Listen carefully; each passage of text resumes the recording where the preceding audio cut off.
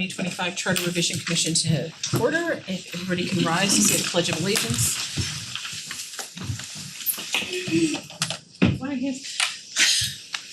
I pledge allegiance to the flag of the United States of America and to the republic which stands one nation under God, indivisible, with liberty and justice for all. Thank you. So prior to going into public audience, just for the record, this is being recorded by Simsbury Community Media. I said that right, didn't I, Paul? Okay. Old habits are hard to break. And just to inform the public that our last Charter Revision Commission was not recorded by Simsbury Community Media. So the documentation related to that is just the minutes. Okay. We always start with public audience, and we have one member of the public here. I don't know if you want to speak, Susan. So just state your name and address like normal, and then you have 3 minutes, and it should be related to the items that are on today's agenda. Please. Good evening. I was coming to follow up on. Can you do your name and address, Oh, I'm please? Sorry. Susan Messino, 41 Madison Lane. I was coming tonight for a couple of things. One, I saw on the minutes from last time, it wasn't clear to me if we were taking into account the edits we provided previously from open space, and you don't have to answer that, I just didn't know from reading the minutes, it wasn't clear. And I thought that the rule was getting comments in by noon and they would be forwarded to you. So what I forwarded to you this morning, first thing in the morning, was that we had talked about open space, talking about due diligence as a part of our charge in the charter. And so we talked about that at our last meeting, and we had added a sentence that's in the comments that you will be receiving from Franklin at some point. And the sentence was, as such, the Open Space Committee shall use the Town of Simsbury Open Space Disposition data form to perform due diligence, blah, blah, blah. So I wanted to just follow up on that since we had said we were coming back about that. And then I also provided you in that document that data form so you could look at it, and our rules of procedure, which we also discussed, which are in the charter, just for, so that you would know what documents the charter is referring to. The rules of procedure were already in the language in the charter, but we didn't have them formalized. Now we did, and this due diligence statement is what we added. And so the reason why this is all important is because there is no other committee or commission or whatever that's actually required to do any of this due diligence. And that's just a fact, really. And you can look at the data form, it's very easy to fill out, very straightforward information that we should do because, you know, our land is really valuable, you can't get it back.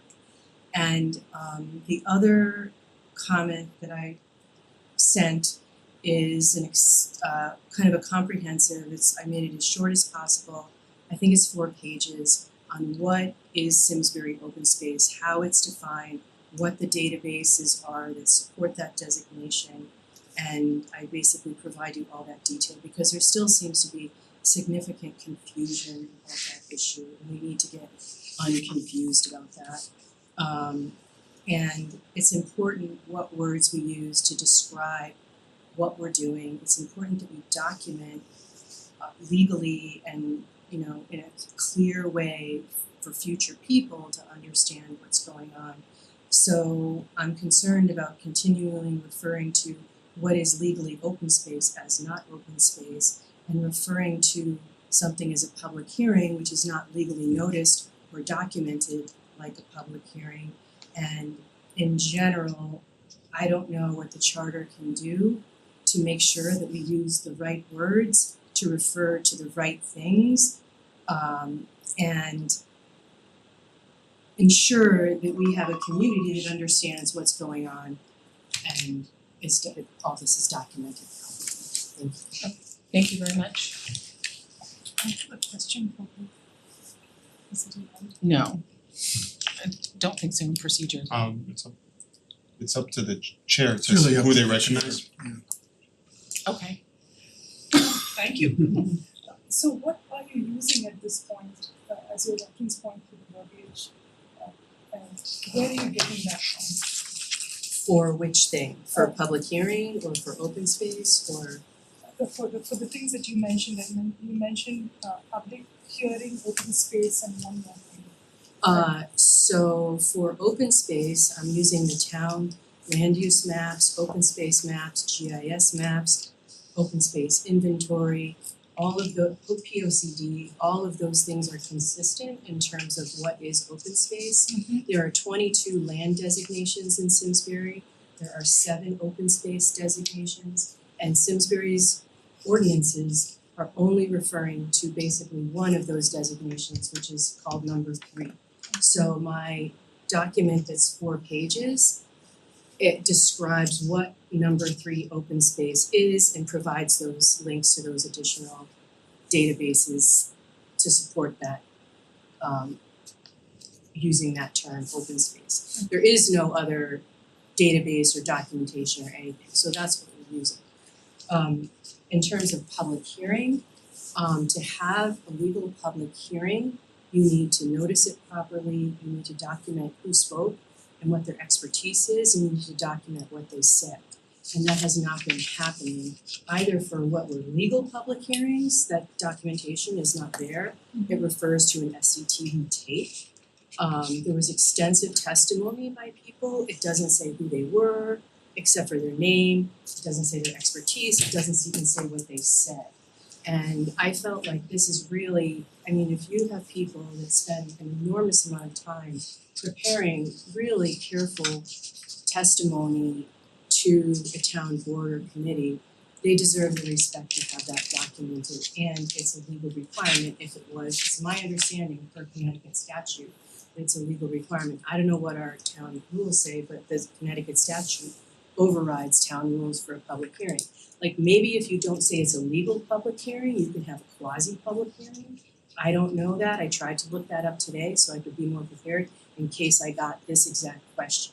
But recently we had a public hearing, we called a public hearing, but it was not noticed, it's also not documented like it's supposed to be documented. So I don't know if you can use terms that I consider to be legal things in a non-legal way, or if you need to say something else like a legal public hearing in order to make it a legal public hearing.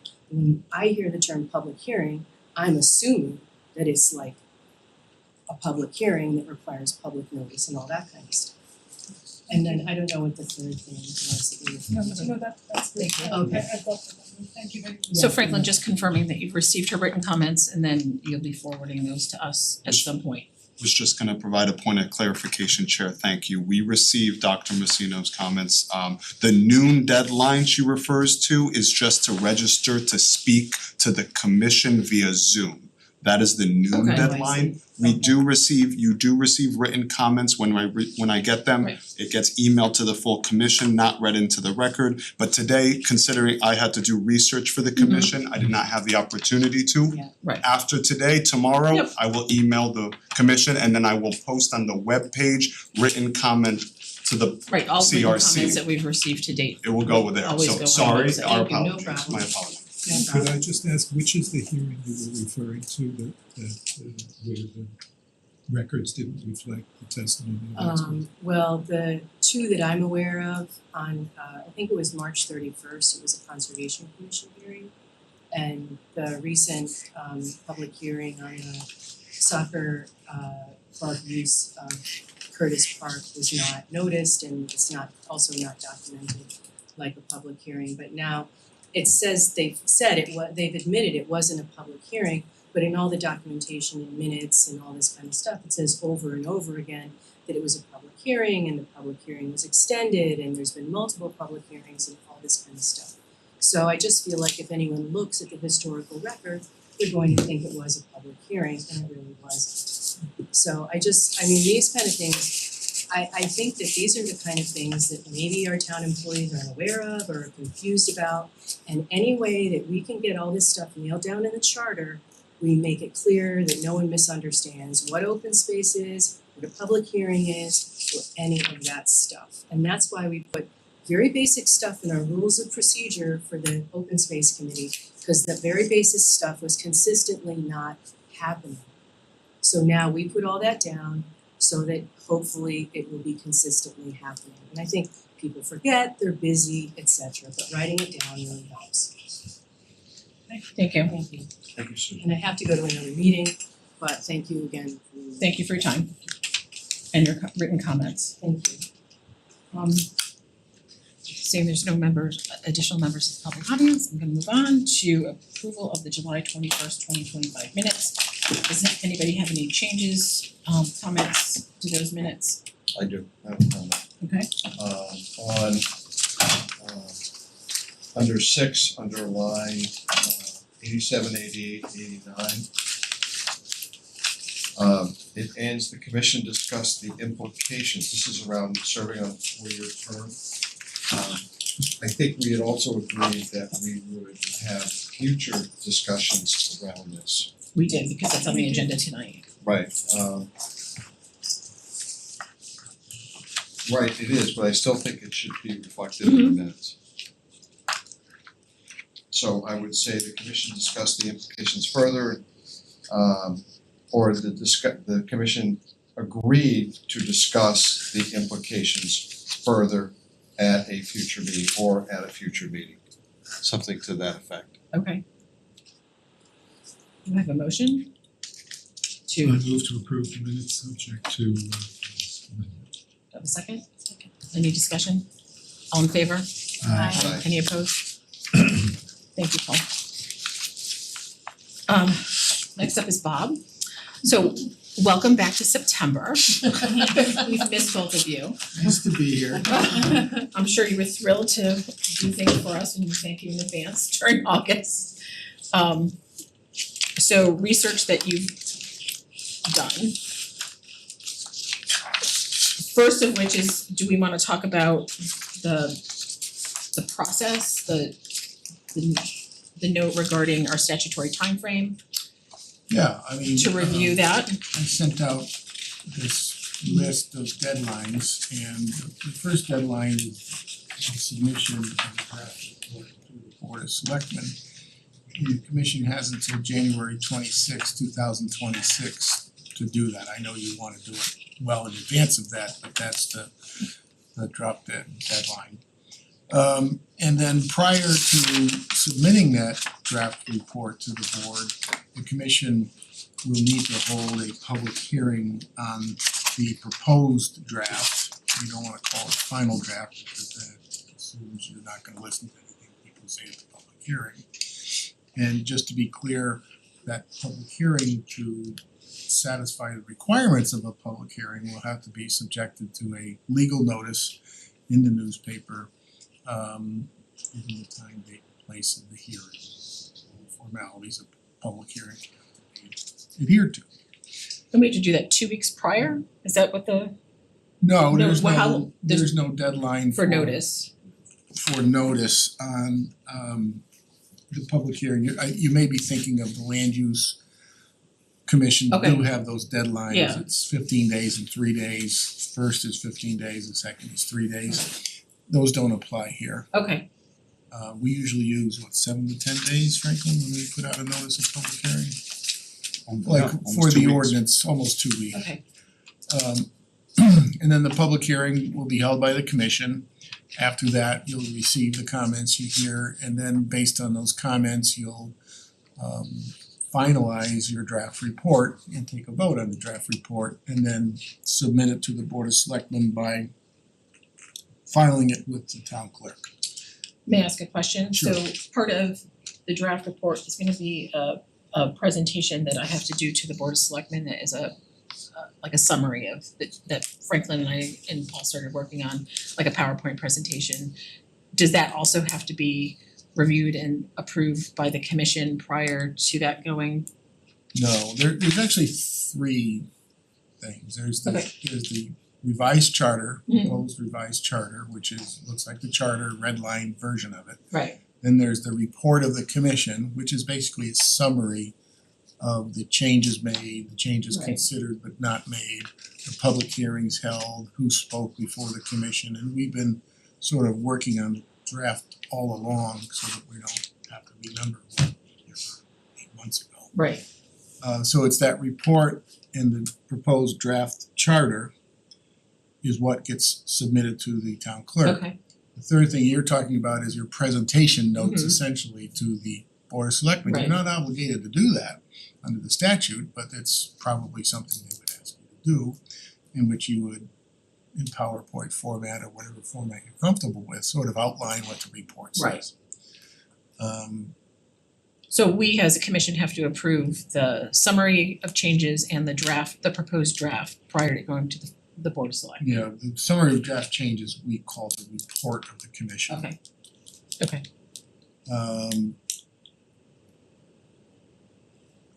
So the commission submits that to the town clerk. Once that happens, once it's clocked in the town clerk's office, then these series of deadlines fall into place. Within 45 days, the Board of Selectmen shall hold its public hearing on the draft. Within 45 days of the date it was clocked into the town clerk. Within 15 days after the last public hearing by the Board of Selectmen, Board of Selectmen can have as many public hearings as they choose, likely only to have one, but the board shall make recommendations to the commission for changes to the draft. If they make no recommendations, the draft report becomes final and the commission shall act on the report, which amounts to a vote to call it the final report, no longer to be called the draft report. Okay, so at this point, when they're having their public hearing, is there an expectation that the commission be present and answer questions? Or is it just the Board of Selectmen's opportunity just to hear from the public It's the without any board- interaction? Well, there can be interaction, Okay, but it's really the opportunity for the Board of Selectmen to hear from the public on what you've submitted okay. to them. I'm just And- trying to set up expectations in terms of Yeah, and I when we should be there, when we shouldn't be there, what, you know. I don't think the full commission needs to be at the Right. Board of Selectmen meeting. You can, of course, if you want, but some representative of the commission. In case you haven't had enough meetings. Yeah. Trying to get you as many meetings as I can. Yeah, there you go. That would be so interesting. So if the Board of Selectmen makes recommendations, the commission shall make its final report to the board within 30 days of the receipt of the recommended changes. So within 45 days, BOS holds public hearing.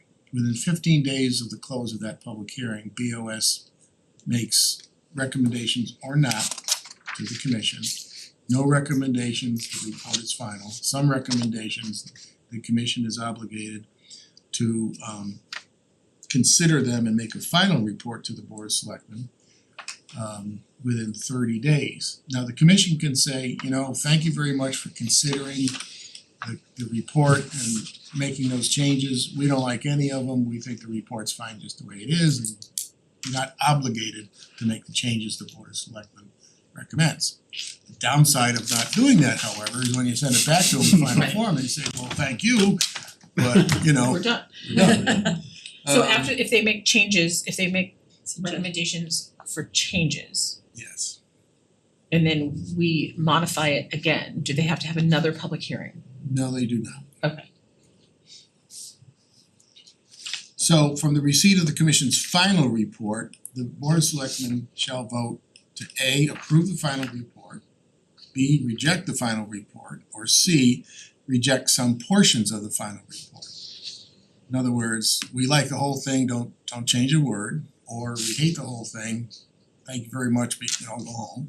Or we love what you did to Article 4, we hate what you did to Article 5. And it's really up to them to pick and choose what they want.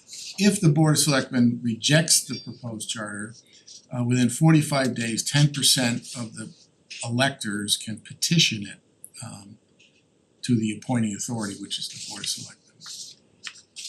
Within 30 days of approval by the Board of Selectmen or certification of petition, the proposed charter shall be published in full at least once in a newspaper having general circulation in the municipality.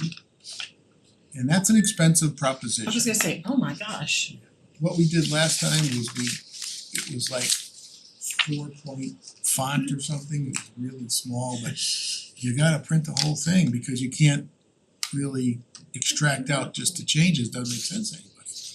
So that's sort of Is there a like- newspaper to print it in? well, there's the Hartford Current, Does that have the general circulation? Any other options? yeah, well, there's been a number of court cases fairly recently on that, and the default newspaper is the Hartford Current. I just had this case in another town.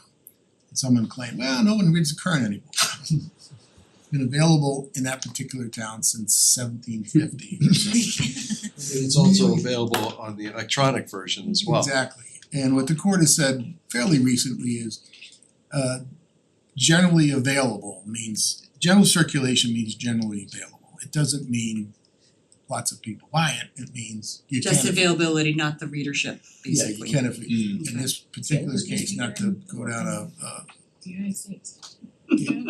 But remember, we do have a budget, so the Right. cost for that printing in the Hartford Current could possibly come from our budget, not from the Board of Selectmen budget. Cause we haven't That's right. used any of our budget. that's right. I'm doing 12 point. That would be the only thing in the current. That's right. And Well, is there's it a free, is it a free newspaper that we can, that's available, like? With the Valley News maybe? The Valley Press. They wouldn't print that for You you. run into a problem though if you choose something other than the Hartford Current, whether or not it's actually a paper of general circulation.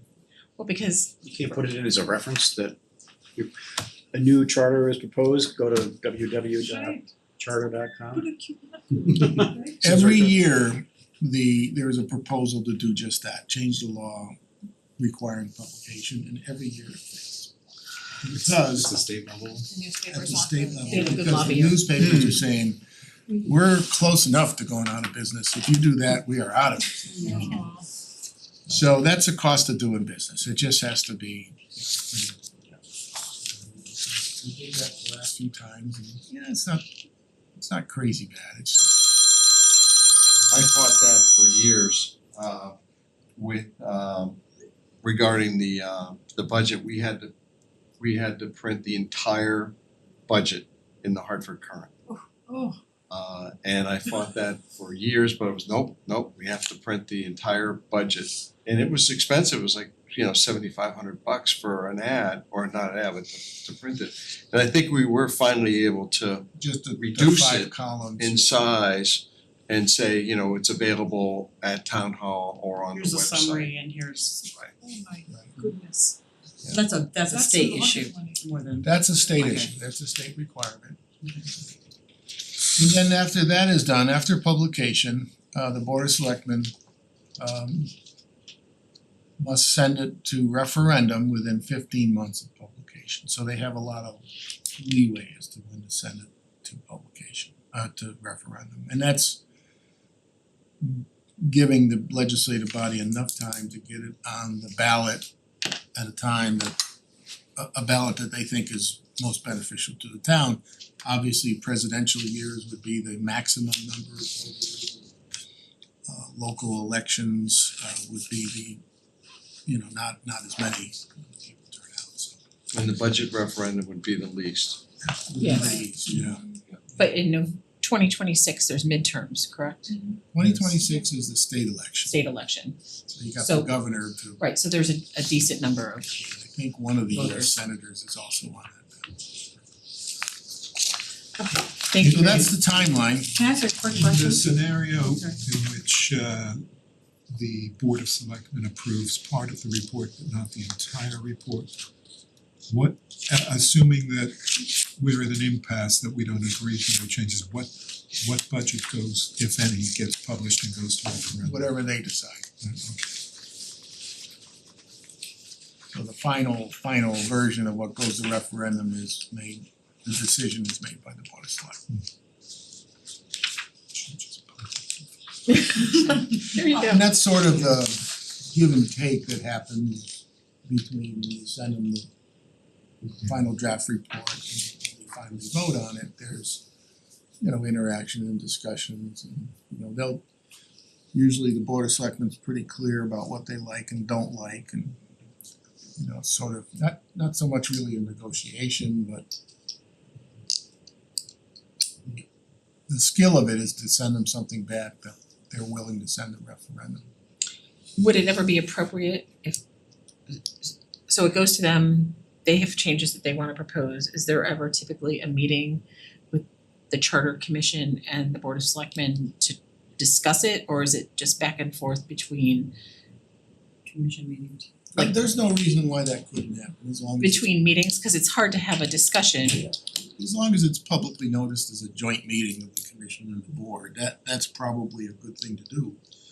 It's separate from the public hearing. Right. It could be the same night as the public hearing, but the goal is to create an atmosphere of dialogue and conversation Right. rather than just, hey, take it or leave it, If there's something that we don't put in our revision, and the Board of Selectmen really wants, and they say, we want this in there, and we say, well, we're not, can they still put it in and say, No, okay, they so- can't put anything in, they can take out, but they can't put in.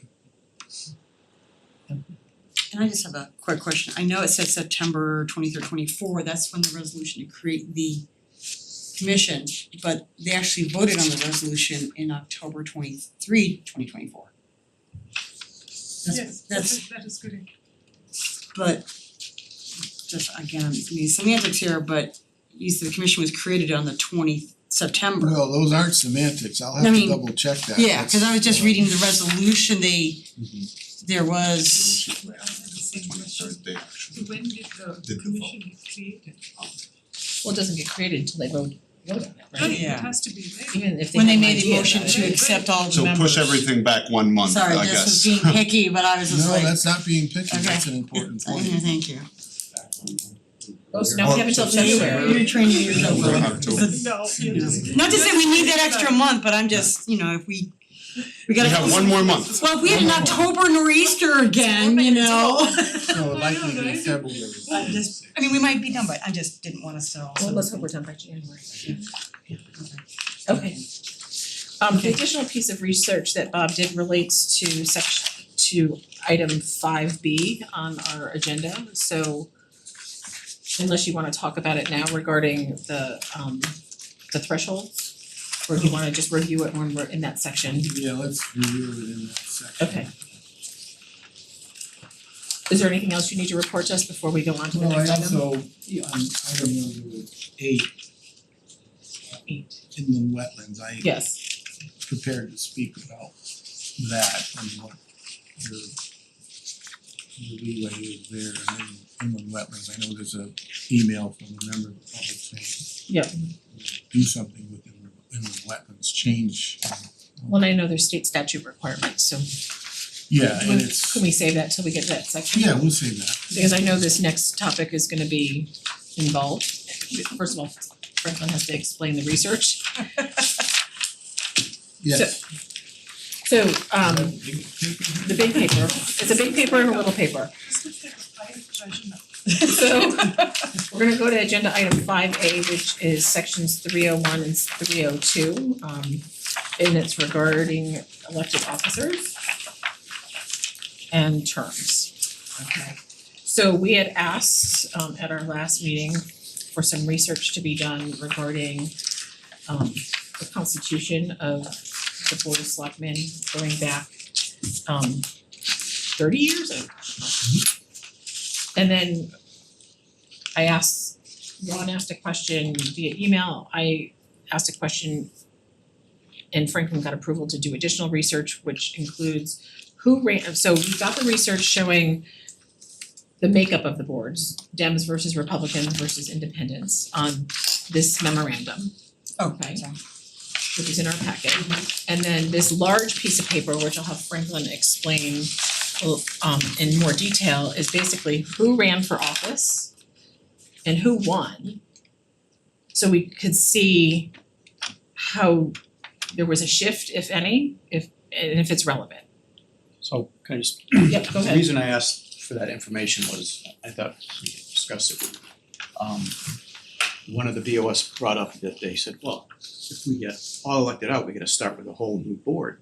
And I'm like, did that ever happen? And is that just a straw man argument? So that's really what I wanted to see. Has that ever happened? Because I think there's always been some holdovers. Plus we have the town manager here too. So it was just kind of put that question to bed because that was one of the big things they said. The other thing I'll point out from this, I did the math. 5 times the board was Democratic control, 5 times the board was Republican control, and 6 times it was even. Right. So that's a pretty even dispersion between since 1993, so that's a long time.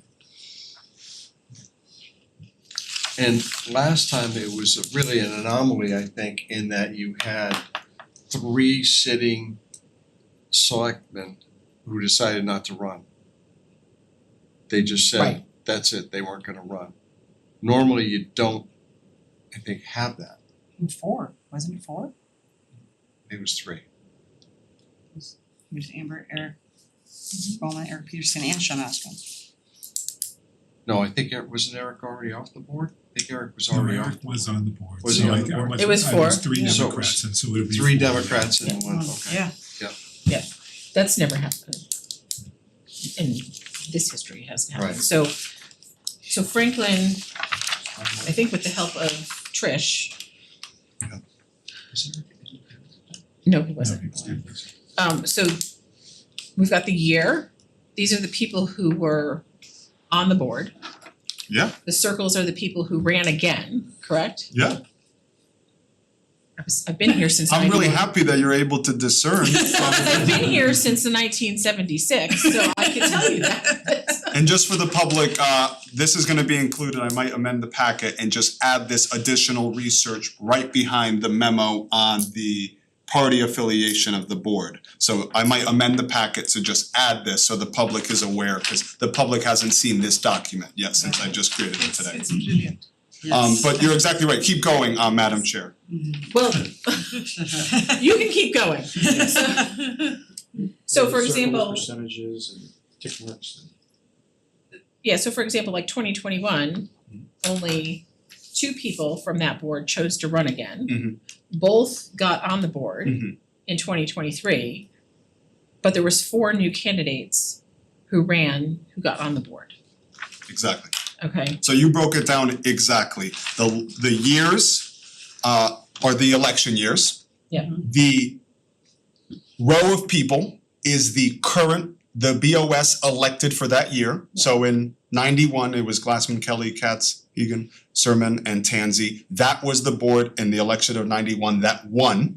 And then looking at the incumbency rate, we looked at the next year, who from that board of 91 ran again for 93. And those are signified by the circles as you mentioned. So you can see for the example of 91, Glass, Kelly, Katz, and Sermon ran again. That would be 4.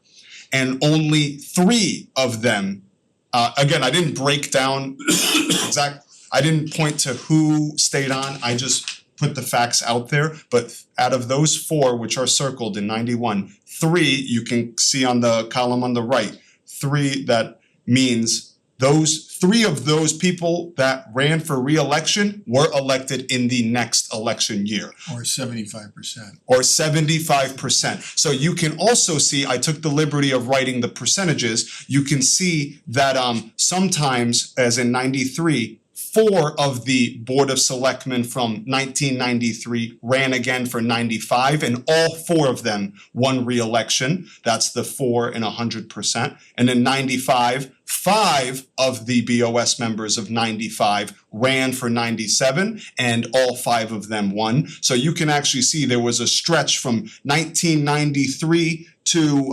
2001 where and actually in 99, all 6 ran for re-election and all 6 won.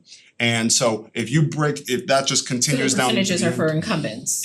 yes, exactly. Kind of basically for the incumbents of the Board of Selectmen that ran for re-election, the percentage that won, and I just did the average, and you're looking at about a 91% rate of the BOS that ran for re-election were re-elected. And as you correctly noted, 2021 was the fewest number in this data set, that the fewest number of BOS members that ran for re-election, and we are now in the 2023 to 2025 BOS term. I'm happy to answer any more questions, but I'm glad that, Madam Chair, you were able to discern all this info. And again, my apologies, it's so ugly. No, I was it's going to beautiful. make this cleaner, but on the advice of my. It's beautiful. It's hard to. Under the advice of counsel. So I can make this into a spreadsheet or cleaner in advance of your next meeting, no problem, if you think it's necessary, but I just wanted to at least get it to you guys. I thought it was actually clear here, so instead of me trying to make a new document, I just gave you literally my notes from the vault. But it's I move that we keep it in this form, which Yeah, which let's- shows the I second. Less work to do. impulse and contributions, and there's no AI in this document. So the bottom line is 91% of the time, whoever's running is gonna get reelected As an incumbent. Well, I don't know if As an the map- incumbent, the as an other, incumbent. as an incumbent. I see two other conclusions which address your point. What, conclusion number one, typically between 4 to 6 sitting Board of Selectmen members choose to run again. Well, it looks like it's an average of probably 4 without doing the math. Right. Yeah. And I think as importantly, if you look vertically down the columns, the continuity of people, you've got, Mary Glassman has been on the board for, I haven't counted, but 7 of the terms. Nita Mueller, many term, Tom Vincent, many, so you're not losing a lot of people year to year, and people who choose to run again, 91% of them get reelected. Just happened to be this past one was an anomaly almost. Very unusual, it's never happened since 1991. One. So it isn't an argument that we could potentially have everybody wiped out, because it's never happened. I guess potentially we could, but it's never happened.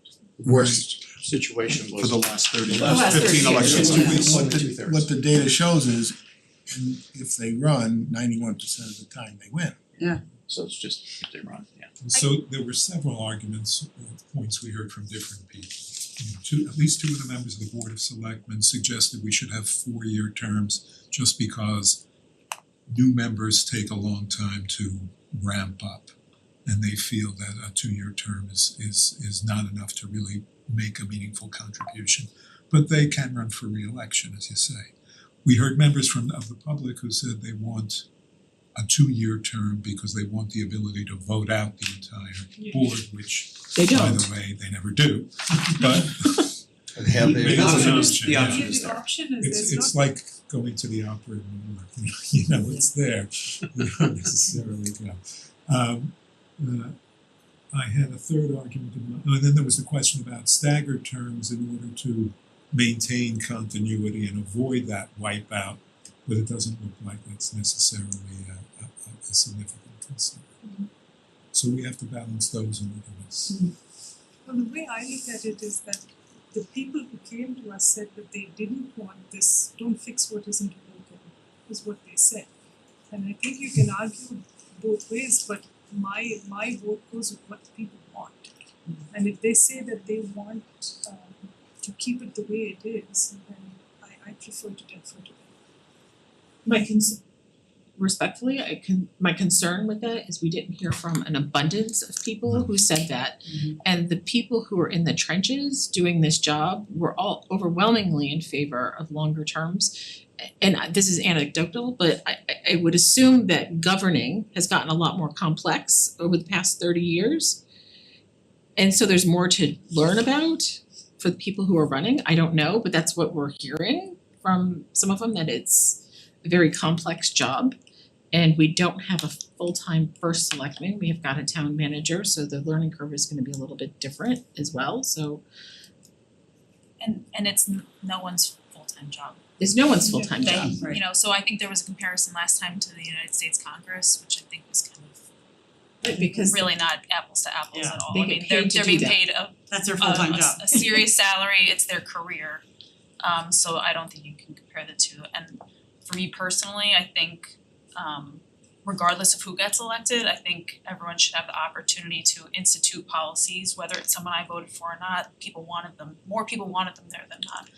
And I think quick turnover, whether it's throwing a whole board out or not, that's a separate issue, but I think when you've been elected to a position and you have a platform that you run on and you wanna institute policies, I think it's hard to accomplish that effectively. I think it's better to have more time than less.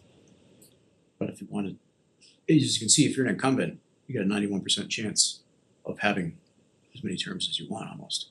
So I don't think you could say, oh, I'm only here for 2 years and I'll never get anything done, because I agree, pushing stuff through government takes time, but I don't think that's a limiting factor that you're only gonna be restricted to 2 years.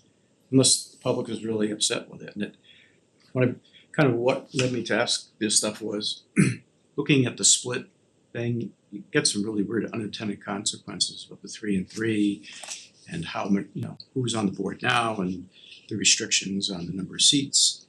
And I think it limits the accountability to the board, to the public, because if there's an issue that people wanna change, they can't. They're gonna have to wait 4 years to make that change, whereas. But they don't anyways. No. You said they're not. But But we we're also have taking- I think we're safeguards in the taking that charter where ability away someone from can, I mean, if the people are very unhappy with something, right, they can petition to have something changed. But will they do that? And it's a burden on the people. Well, but the question is, I mean, look, what's our voting percentage? In the 20% range? Yeah, it's a burden on the people to ask them to do something like that. But I think the It harder, should be, the option the should be harder, there. the harder we make it to govern though also, I mean, who's gonna wanna keep doing this, I mean, honestly. If we want the best of our town to be in these positions, I mean, if we keep putting more roadblocks, To the point about petitioning, I mean, I think when we had a petition a couple of years ago regarding the Meadowwood land, Meadowwood. yeah. I think that drew more people than In the the election. budget referendum. Yeah. And that was turned around in very quickly. I think they got all the signatures they needed like in a weekend. Yeah. One other point, I think your point about Congress is a good one. But you also have to recognize that the state reps and the state senators are also part-timers and their terms are 2 years. So, I see the arguments both ways regarding what the public wants versus the ability to be there for 4 years. And I think Ron makes a good point. It's harder to actually probably get that turnover if you do 4 years. So. Well, and maybe the comments we received from the Board of Selectmen, because the last election was an anomaly, it's more heightened awareness of the turnover because almost everybody was new. So Yeah, in the past, we haven't had this, maybe didn't have these comments because there was, by virtue of how this is all played out, there was continuity always. And I think part of our goal is to clarify things for certain situations. Maybe they haven't technically arisen yet, but I don't think we can just say, well, everything's been going fine so far, so we check that box. I think the fact that it has happened means it could happen again, so while we have the opportunity now, maybe the timing is right to make a change that protects it for the I future. do wonder if some of their comments, and I don't wanna infer what they've said, is because it's more complex to govern. I haven't served on the Board of Selectmen. I do serve on a board that has 6-year terms, and I can tell you that it took, the first 2 years. Well, I know a lot more about how to operate on the Board of Finance now than I did during those first 2 years. There's a lot to learn. The Board of Selectmen has a broader range of issues than the ones that we address. So I took it to heart when they said it takes a long time to learn. And I also pointed to the point you made. We didn't get a lot of comments complaining about the 4-year terms, and we kicked this issue over to this meeting so that it could be noticed on the minutes so that the public would have a chance to come out and speak about it. Right. Nobody did. And no one did. And I think the incumbency argument cuts both ways to say, well, they should have the right for turnover if the public is dissatisfied, but they've had it this whole time it happens. Unless you're saying that everything's run pretty perfectly for the last 30 years. I would also They point out don't that, take the opportunity to I'm do sorry, it. didn't mean No, to that's okay, speak over that's you, all right. that there are two different questions. There's the length of the term and then there's the staggered terms. And we talked about using staggered terms as a way to solve the possible problem of too much turnover on the board. Or we could have 4-year terms without the staggered terms, and then we'd be addressing the concern expressed by the Board of Selectmen members and also give the public the opportunity to vote everybody out at the end of each term. And say, what we'd be doing then is scuttling all the work Bob did to figure out How to do that. staggered terms. And Scuttle away. that's There are what very being a lawyer is all about. There are very few towns in Connecticut that have done the split, I think it's like 5. I'm sorry, Ron, I didn't hear what you said. So there are very few towns in Connecticut that have gone to a 4-year split term. I think out of 160, there's 5. And as far as 4-year terms, I think Massachusetts has a fair number of towns that have gone to 4-year terms, but in Connecticut, they're pretty much all 2-year. And what is it in Connecticut? Did your research uncover that? Is the majority of them 2-year terms? Oh, the overwhelming majority are 2-year terms for the legislative body.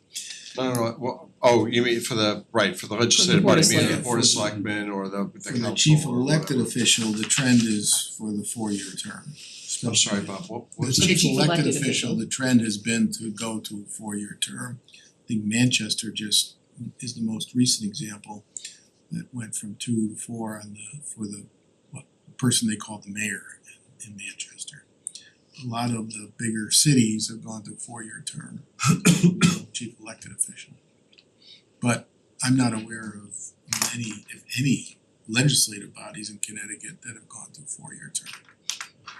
I suppose we could look. Except for Canton, I think Canton has 4 years Canton has 4 years. for the Legislative select, body, yeah, Board of 4 Selectmen. years. But that's the only one that I found. Yeah, and the statute that allows it is, I think it's fairly recent. It's clearly allowed, but that's different than the staggering. The staggering adds an additional level of complexity. My concern about the staggering is it's fine to write it, but implementation of it will require, it's a little tricky. Cause you've gotta get the parties to understand, and then there's the gamesmanship of who to put in the 2-year, who to put in the 4-year for that first election. And then the other level of complexity is the minority representation rule. You know, We haven't really addressed that at all. yeah, It's still very difficult to get the unaffiliated candidates in. yes. So I think it works the way it's written, but I think it's very complicated, All about the although execution. the execution of it is potentially difficult, although many boards of education do it, so it's not like it can't be So- done. And the Well- Board of Finance is staggered too, right? Yeah. I Yeah. think zoning and planning, they're all staggered, They're staggered. aren't they? Yeah, they're all staggered. Yeah, they're Yeah, staggered. Yeah, they're all staggered. Once you do it a few cycles, it's It's sort the of- first cycle that hurts. First Yeah, one it's the is first it's- cycle. Could be a train wreck, but once you do it, then it kinda gets a little easier, I think. Train wreck. Thanks, Bob. That doesn't go in the report. So really the options out there, Jesse, did you, and Melissa, you haven't said anything, do you wanna say No, anything? I'm still, I'm trying to think of the, Trying to extend this till 7 so Jeff can chime in. okay, that's right. Well, what's the I know we probably had this discussion multiple times, maybe the month of August is caught my mind. The cons of not having staggered but having 4 years, seeing this information seems actually less confusing to the general public to say, oh, these 3 positions are open this year and these 3 positions, if we had the whole board just for 4 years at a time. Seems like it would, I don't know, it just, I was wondering about that. Well, see, the thing about that though, like with finance and zoning and planning who have staggered terms, Mhm. I don't think when people go to vote, they think what party they're with. because they don't know the makeup of the rest of the board, so it's not like this gamesmanship that goes on to try Right. to get like all Republicans or all Democrats or like, they're not, maybe there's not, maybe I'm naive. Well, it's listed on the ballot. But you don't know who else is it. Affiliation. But when it's staggered, you don't know who is And not so, running yeah. and who's a DNR. I don't think they remember who's not unaffiliated. running and who's on the No. seated in what party they're affiliated with when they're voting on the parties that are on the ballot. Maybe I'm naive and I just vote. We might be mentioning it when we knock on doors. Maybe, yes, but you don't knock on every door. Some of us are never home. I don't know, I'm thinking, what is the pro versus con of not staggering by having a 4-year term? I think this last scenario still could happen then. But 4 of them decided not to run again. It's not like they got voted out. No, I know, Yeah. I'm just saying that if we're trying to prevent something like that where that happens, then that doesn't address that So particular so issue. there are two questions, right? Do we give them a 4-year term? Do we stagger it? The 4-year term gives them time for policy, staggering gives them stability. And so but Well, what the it third does, question is, do you stay where it is with 2 years? yes, Right. or you Which take, we've heard mostly from the public. yes, They're not here tonight, but we heard that a lot more than we did from the Board of Selectmen, which the new members said that's right. would like 4-year. That's right, and if we did the 4 and staggered, then what we take away is the ability of the public to make the changes, any dramatic changes that they want to make. If we, which doesn't happen as it can happen right now. Mm. So It decreases accountability. it's And I don't know if, is the 2-year versus 4, is that plus or minus for soliciting candidates? I mean, some people like, I'm good with 2 years, I'm Do 3. doing this and That's what I wonder I'm about happy. this. I Do I wanna assume, be in there for 4 years? I assume everyone here would have stayed on for 4 years if they had the option instead of rerunning. But I do wonder if For we're doing for what year? for our previous incumbency. No, they chose to purposely step off. They had enough. Well, in No, I mean, 2021, he's it's not not gonna gonna think- In the re-election, If they if ran, they were the facing ones 4 that years, ran, they would yeah, probably they sign would on still to it. sign on Oh, for right. 4 And years. what I was wondering is if we get people who are signing on for 4 years and 2 years in say, actually, I'm gonna resign and now we have an election of 4 slots instead of 3, depending on the municipal election. But I don't know, given the amount of people that run and rerun, I think 4 years would be what they sign on for, and they have the ambition to do 4 years instead of 2. I'm kind of on the fence about this. We did hear 2 members of the Board of Selectmen say, we think we need more time to learn the job. But they're both running for re-election this year. And in fact, right, we have this dramatic break in 2023 where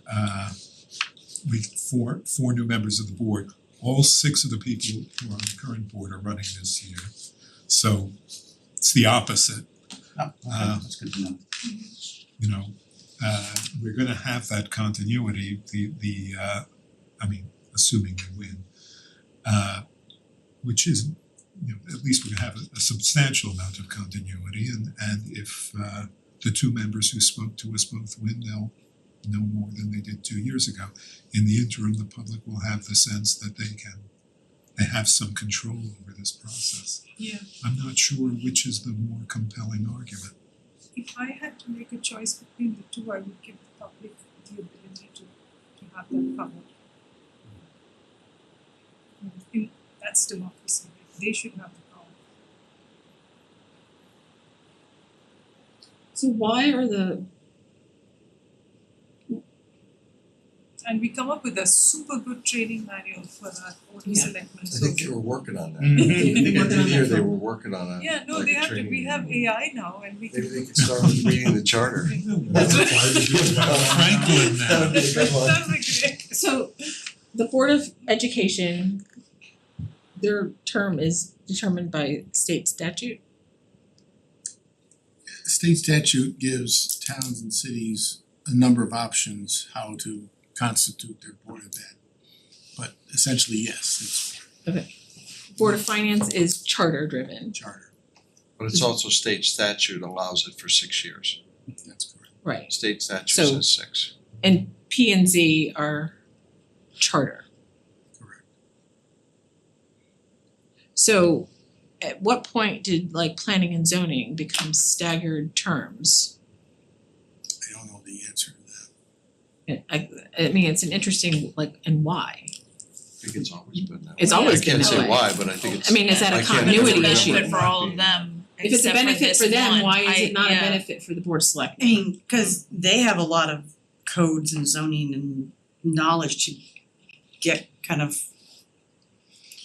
up and running. How much more does the Board of Selectmen have than like the planning and zoning? They have to know all the zoning rules. Well, just and from a regs. budgetary standpoint, that's a huge learning curve for the board of selectmen. I mean, Right. planning and zoning have a lot of land use laws to learn prior to Right. making decisions on things, one would hope. How much And they have a staggered term and there must have been a benefit at that point to doing that for continuity. I think there's the sense that planning and zoning, like the Board of Finance, that these are relatively technocratic positions, that you want that kind of continuity because you want people to develop expertise. And it's not that the Board of Selectmen doesn't require that, but it's more of a political body where the public is, you know, it's more public facing, and the public has a greater interest in what they're doing, or at least manifests a greater interest in what they're doing. That's just my guess about how And this eighty would have percent of the developed. budget is the Board of Ed anyway.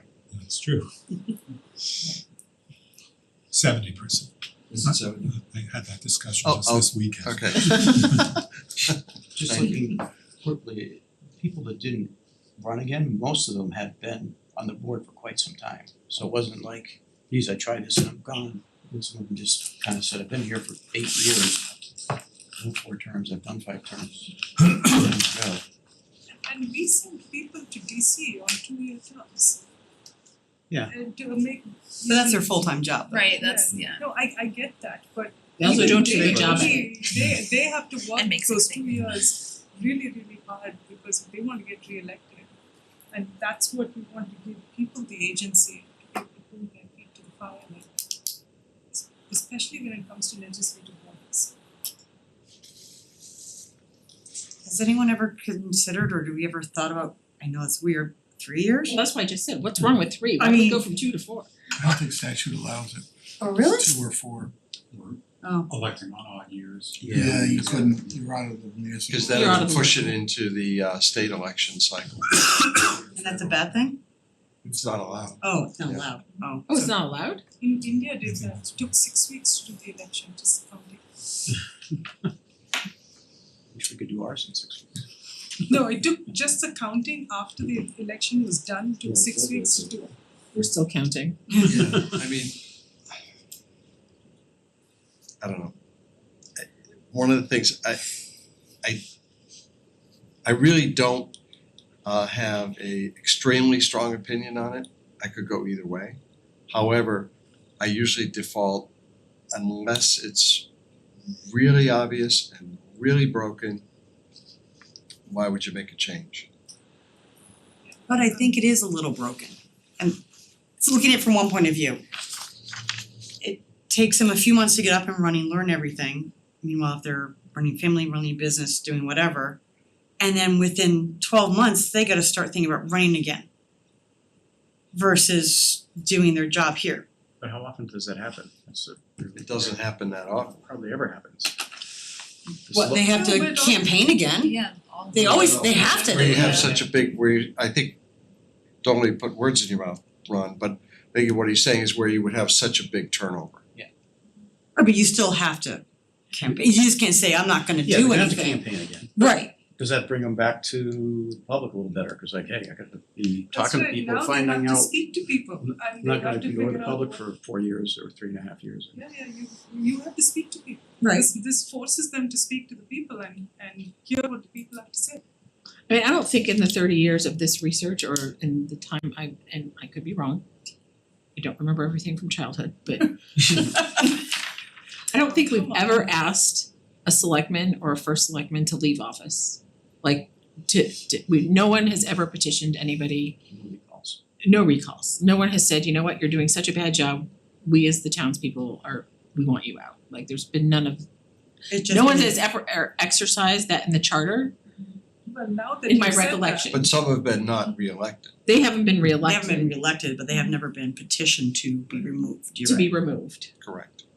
Probably because it's But only 2 that's years. how you Those people express figure your by the time we get the displeasure, right? petition done and they'll be gone anyways. yeah, well, that's how you express your displeasure, you don't vote for that. Right, because if you, let's say you're doing something that you try and you get such pushback from the public that you say, I've got an election coming up, I withdraw that. Versus, hey, election's 3 years away, I don't really care, Yeah. I'm gonna push it through, let them petition, That's how I feel about it. Yeah. you know? I mean, Yeah. that's, so that kind of gets back to your argument of Mhm. accountability. Mhm. Um, You've got to be scared of the people if you want this. Scared. No, you have to have that healthy fear that in so many months I could get voted out. if I But do see, what's something interesting else. about our system though is, okay, let's say I am, you know, XYZ candidate and I'm running for first selectman. And I'm an incumbent and I get voted out of that job. But if I get enough votes, I can still be on the board and I still have an equal vote to what I had before. Right. So you really Right, didn't you get can't me. set the agenda though. Yeah. You know, that's a powerful tool. If you're the first or you're the chair, you set the agenda. And you're in control of the town manager. And the town Direction. manager reports to you. And if I get voted out, chances are I'm gonna say I'm on other things because it's a part-time job. But a lot of times that hasn't happened. They've stayed on. Yeah, but oftentimes they haven't either. You know, when And they've what said, level of influence do you have if you ran for the position and didn't get it? You still serve on the Okay. board.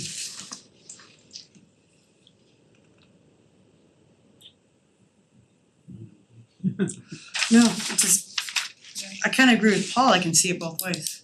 Yeah. And if you have a great cohesive board, great, 4 more years, but if you have a If you have a difficult. dysfunctional board, you had to deal with them for 3.5 more years. So, because we haven't talked a lot about unaffiliated, Mm-hmm. is there a greater opportunity for participation if we don't change anything? And if we don't go to staggered, because it's, first of all, it's confusing as an unaffiliated how to even do anything, let alone how to Yes. do anything on a staggered term. Because we've talked about how to be more inclusive of what's actually the majority of voters in Simsbury is unaffiliated, right? So does that give unaffiliated voters more of an opportunity to participate if we don't change anything? Because it's easier, the path is easier. It's more elections. There's more elections and there's the staggered confusion doesn't exist. It's hard for an unaffiliated anyway. I mean, ask me how I know. And that's why. Because you're not unaffiliated anymore. Well, that's Right. because that was the, for the amount of work you have to put in. Right. To be accountable, because you're not tethered to something. You might as well tether yourself so you can use the time to do the job properly.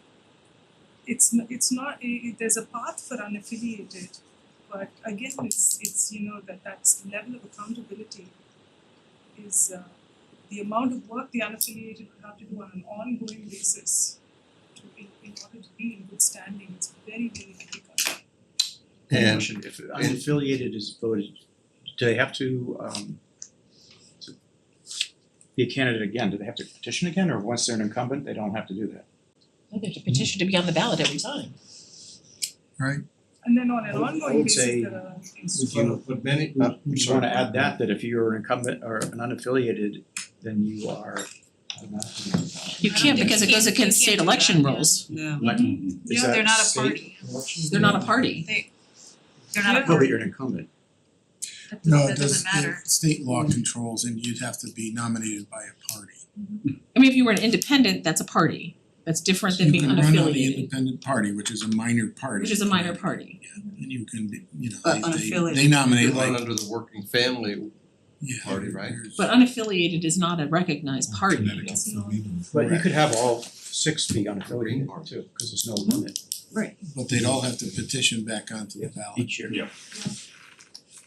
Typically what happens is 6 people, and it actually happened here, where 6 six people, not board of selectmen, get themselves elected as a slate of unaffiliated, then they form a minor party and they run as When did that happen? Then they Not- can't run not as, the oh, board of then all six selectmen. can't. It was on zoning, I believe, exactly. zoning. I forget the name they gave themselves. Tell me the small. I don't remember the name, but I know, and it was all about what was Hartford property. Yeah. Okay, I remember that now. Okay, and so many of these people had been independents, well, not many, but a couple of these people on this list were independents associated with a party and then got elected. That's the typical route. One of them is currently serving on the board of selectmen. Who? I'm not gonna mention the name Okay. because they're up for re-election right Okay.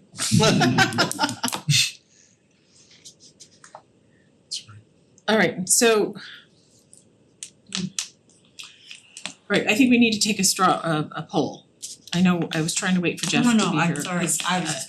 Because I think he I needs can to. check to see if it's, I would like to get full participation of the commission because this is a major decision. I would love to take You it. should do.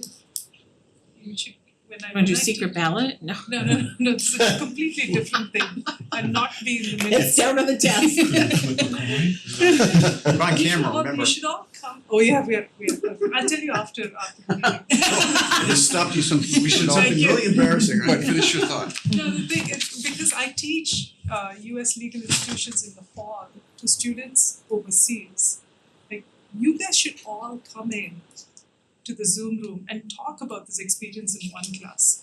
Sign me up. Yes, No. shall we do that? Yeah. So it'll be When in we're the done. spring. February. If we are ever done, right? After January 26th, or whatever the exactly. date is. Will there be pizza? It'll be at 7. Yeah, well, I'm a good baker. Yeah. And Cookies? because of the time difference, I'm just telling you right now, it's going to be at 8 o'clock in the morning. Yes. Enjoy My it. husband's up at 7 having his meetings with I've had a lot of eating. his team in India. 5:15. Because the class starts at 5:30. And so, but I really want them to see this. And Did you now text this Jeff? is on camera, now I have to do it. I did not, I was just checking to see if he's in the parking lot, I didn't see anybody. Do you- Yeah, but Am he I the hasn't only been one who's a contacted little, us. has a little trepidation about voting on this now because I'm really. You just want a really consensus right now, you don't undecided. want. You're not like talking a vote, I'm you're not talking ta- like a straw poll. A straw poll. I'm not voting. I just wanna get a sense of what direction we're going in. Primarily, do we need more information? And if we do, what information do we need? I don't know. I was hopeful that we were gonna have more public audience Exactly. present, commenting on this because we've had both sides and I don't know if we've heard from enough people being voters. I mean, it doesn't matter if you're in office or not, it's a voter. I think we need to hear from more of our electors on what their wishes are, and I was a little hopeful that putting it on the agenda was going to force that. And maybe Burgers on the Bridge is a competitor of ours this evening, I don't know. It's a big crowd down there. It's a big crowd It's a and very I- big crowd. It's tonight, they announced it a couple weeks But ago, I think it was which 4 to 6, wasn't Should It have was had the 46. meeting at the bridge. we should have had the meeting at the bridge, but maybe we just don't have enough information from the public. But how do we solicit more, I mean, it's been on our agenda several I times. was gonna say, we could do this for 5 years, you know, And just right. waiting for people to cycle in and give us their opinions just and then get it'll the still be same- 50-50 and we'll, you know, be no better off, I don't We like. have, I think whoever wants to speak has spoken. We have to decide now. I don't know that we need more information. It'd be nice to have a large majority of the public versus the few Right. that have. I feel like this changes some stuff only because previously I understood the arguments that we need overlap, we need the learning curve, and then let's hear that what we have also is an anomaly compared to what normally happens. And, you know, we're getting the feedback right now from the current slate that this was atypical for what Yep. the selectmen usually expect. And you're saying all 6 candidates are running again this coming, so Mm-hmm. it's not like we're heading in a trend here. And even if we did, let's just say worst case scenario, we lose everybody and everybody is absolutely new, alien invasion, and the 6 people are completely new. We still have the town manager. You still have other boards that can guide them, and you have the people who, they have a healthy fear of and will continue to be accountable to them. And so you wouldn't want to give a brand new slate with no experience 4 years. Well, so then the No, question yeah. begs, so Bob brought this up where there's municipalities where the chief elected officer is 4 and the rest of the board of selectmen are 2. So is that a compromise? I think we got a lot of. I mean, I'm just throwing that out there, Yeah. as That a, seemed undesirable only because the first selectman or select woman is seen as the kind of, the mayor. the chief representative of the board and the 4 years that's locked in while the other change in 2, like, and that was the Right. identity And of if who we changed. propose that, then we'd have to ask people to comment on that, because that would come as a surprise. The easiest thing is to keep it the way it is right now. Yeah, it's either we go this way or we go that way. We're still doing staggered instead of Well, 4 years, it's still half exchanging every 2 years. Are we? I think they don't wanna change it. That's what I understood from What is your it's the same as what I said before. I'm in favor of the 4 years and the staggered terms. I think we're protecting a right to throw out a board that looks like it's never happened once. And instead of addressing a situation that has happened, whether it's an anomaly or a trend now, I don't know, but it has happened in reality. And I think we're discounting what it takes to get up to speed at a new job that isn't really your job, that's in addition to your job, in addition to everything else that you're doing for free. And I think more time is better than less to be able to set an agenda and see that through. And yes, you should be accountable to people and the voters, but I think you're accountable in 4 years. And I don't think that that's a crazy length of time. To actually be able to have a platform to rerun on, to say, I instituted this and we saw it And to we did. fruition, not, I have to run again and I got up to speed for 6 months, I did stuff for 6 months, and now I have to run again on the 6 months in between, that kind of a thing. To actually be able to say what was accomplished, what was put into place, and what the result was. And to be able to kind of stand on that instead of, I made a couple decisions, people didn't like them, and I was out immediately. so one thing to That hasn't note, happened either. Right, that's what I'm saying, 100%, it hasn't happened, so to keep something this way when it's never happened, there just to say that we want people to be able to do it and they've never done it once. I think you might be missing the unintended consequences, as you mentioned it. If people don't have to go out and talk to the public every 2 years, that's something you're giving up. Does that happen though with our board of selectmen, people don't There's see them for public 2 years, audience. I mean, there's public audience at every meeting. we see them all the time, I don't think that they get elected and we don't hear from them until it's time to run again, I think they're pretty visible in the town. Setting aside social media, Another thing to note on this analysis in the past 30 years is the break at which we became a town manager form of government. Yeah. Okay, so everything from 91 to 2015 was all a paid full-time first selectman. Yep. And then a board of selectmen. It's in 2017 when that all changed. So we've only had 4 administrations under this new form of government, right? So while we're looking at this incumbent thing and this and that, we had paid people, a paid elected official for decades. Okay, the job has changed. And I don't know, I'm not in this position, nor will I ever run for the position, but it seems a little bit more complex than it used to be. Because the world's more complex than it used to be, right? There's things that they have to consider that no one even thought of 15 years ago. So is the job more complicated and that's why we're hearing from them that they need more time? I don't know. And is it something that the public doesn't truly appreciate because they don't truly appreciate the scope? Not everybody can truly appreciate the scope of the work that they do or what they're presented with on a daily basis. I don't know. And to address the point that you made, you know, respectfully, I don't think it's the other board's jobs to teach the new board of selectmen what to do in terms of like on the job training that, you know, No, they'll that's learn not from what I was what trying to the say. town manager probably has a lot going on too, you know, so I think that not putting that burden on people that already have other No, tasks, and I may have that- misunderstood what you said, but. Yeah, no, that was not what I was trying Oh, to say, but A lot of towns have gone to the professional town manager model. That's been a genuine increase in the last 10 or so years. I think to address that issue, because you said it is a complicated job, and if you're doing it part-time, for free. And do we lose some of the scrutiny that the town manager would get if every 2 years we're possibly cycling or exchanging some people, and on 4-year with overlap, we get more experience on the board that's evaluating the town manager. That's a good point, yeah, Because there's some that's a really good Again, point. Some historical- 91% of the time, if they run, they're Yeah. gonna be if they really wanna stick around.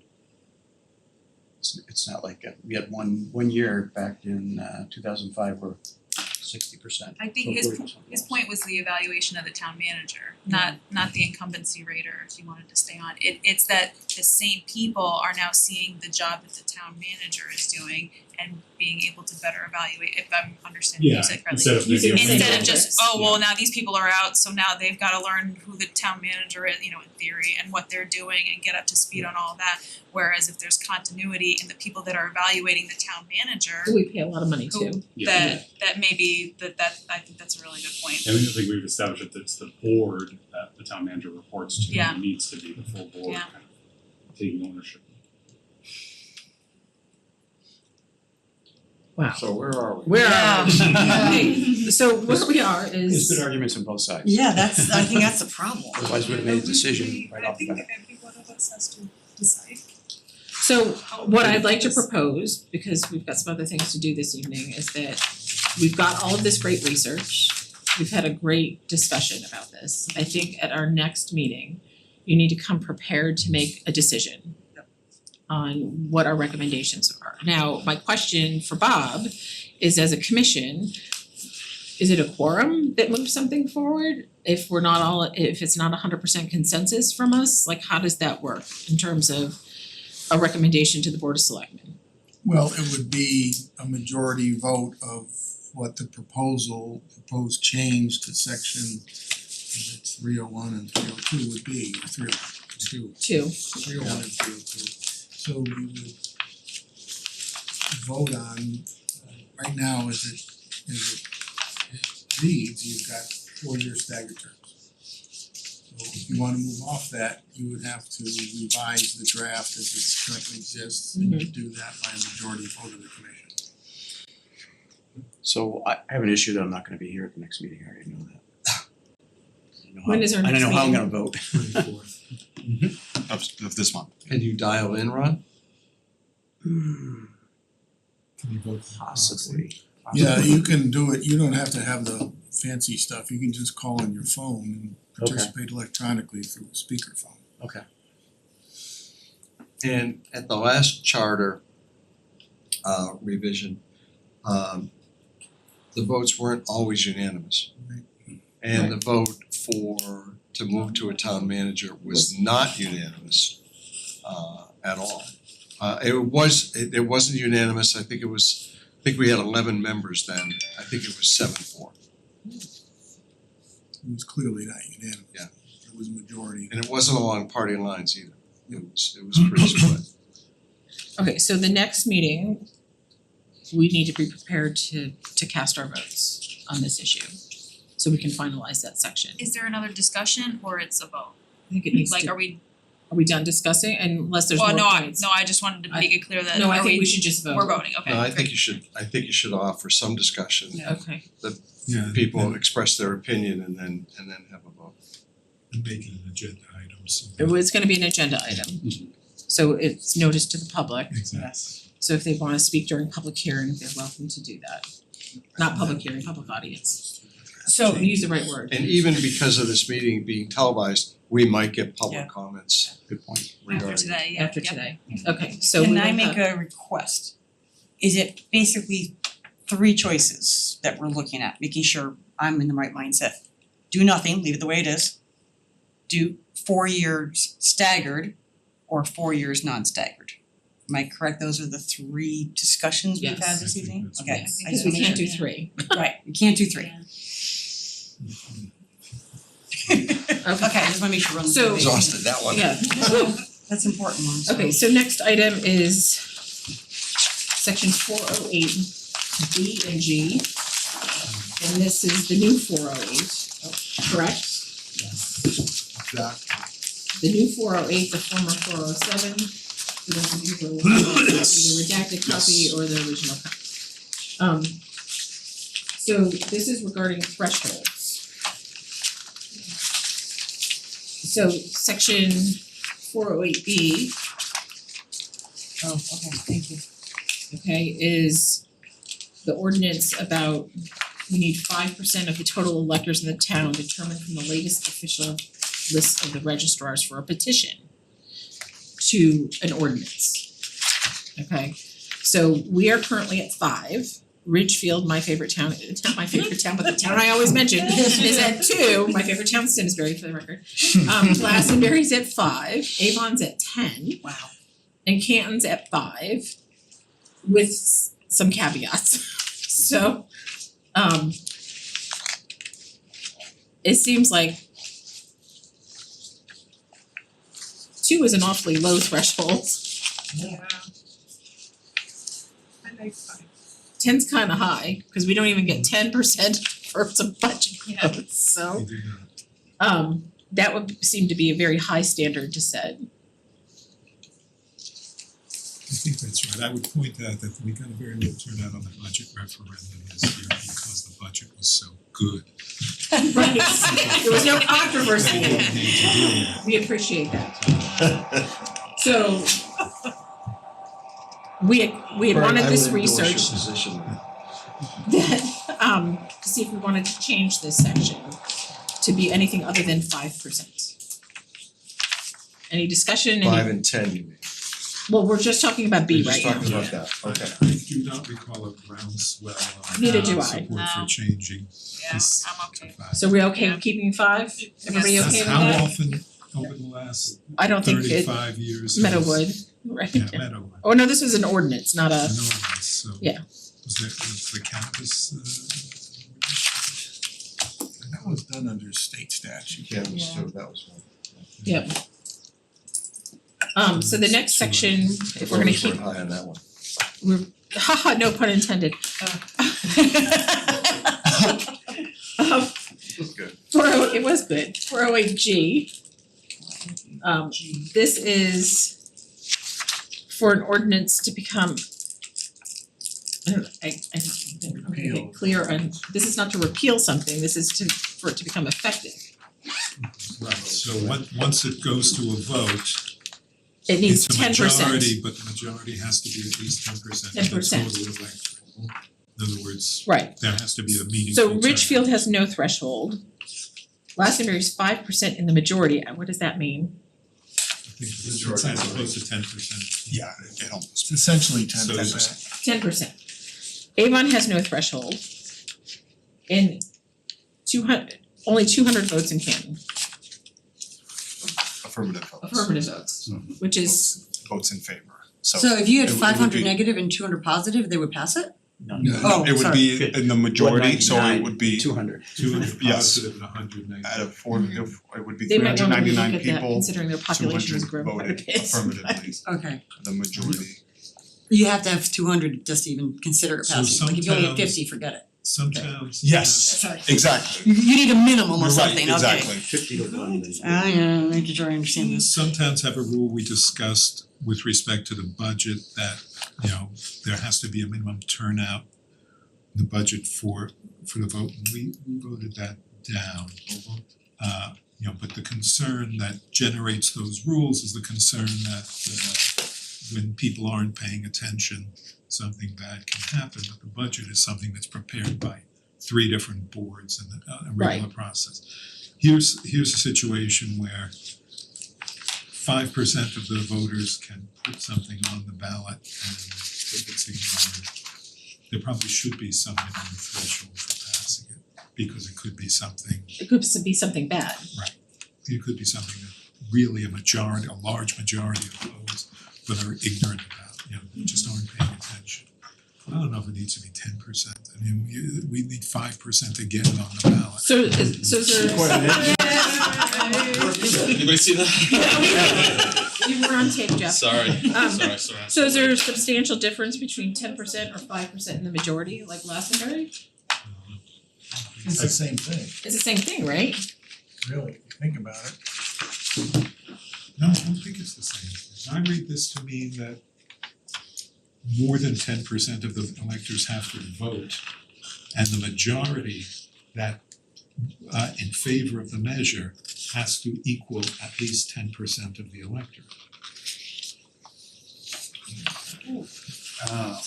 So now I read it. Goodness, let's read this. This is in G, it says such number of 10% the electors electorate approving percent said of the ordinance is equal to at least 10%. That's right.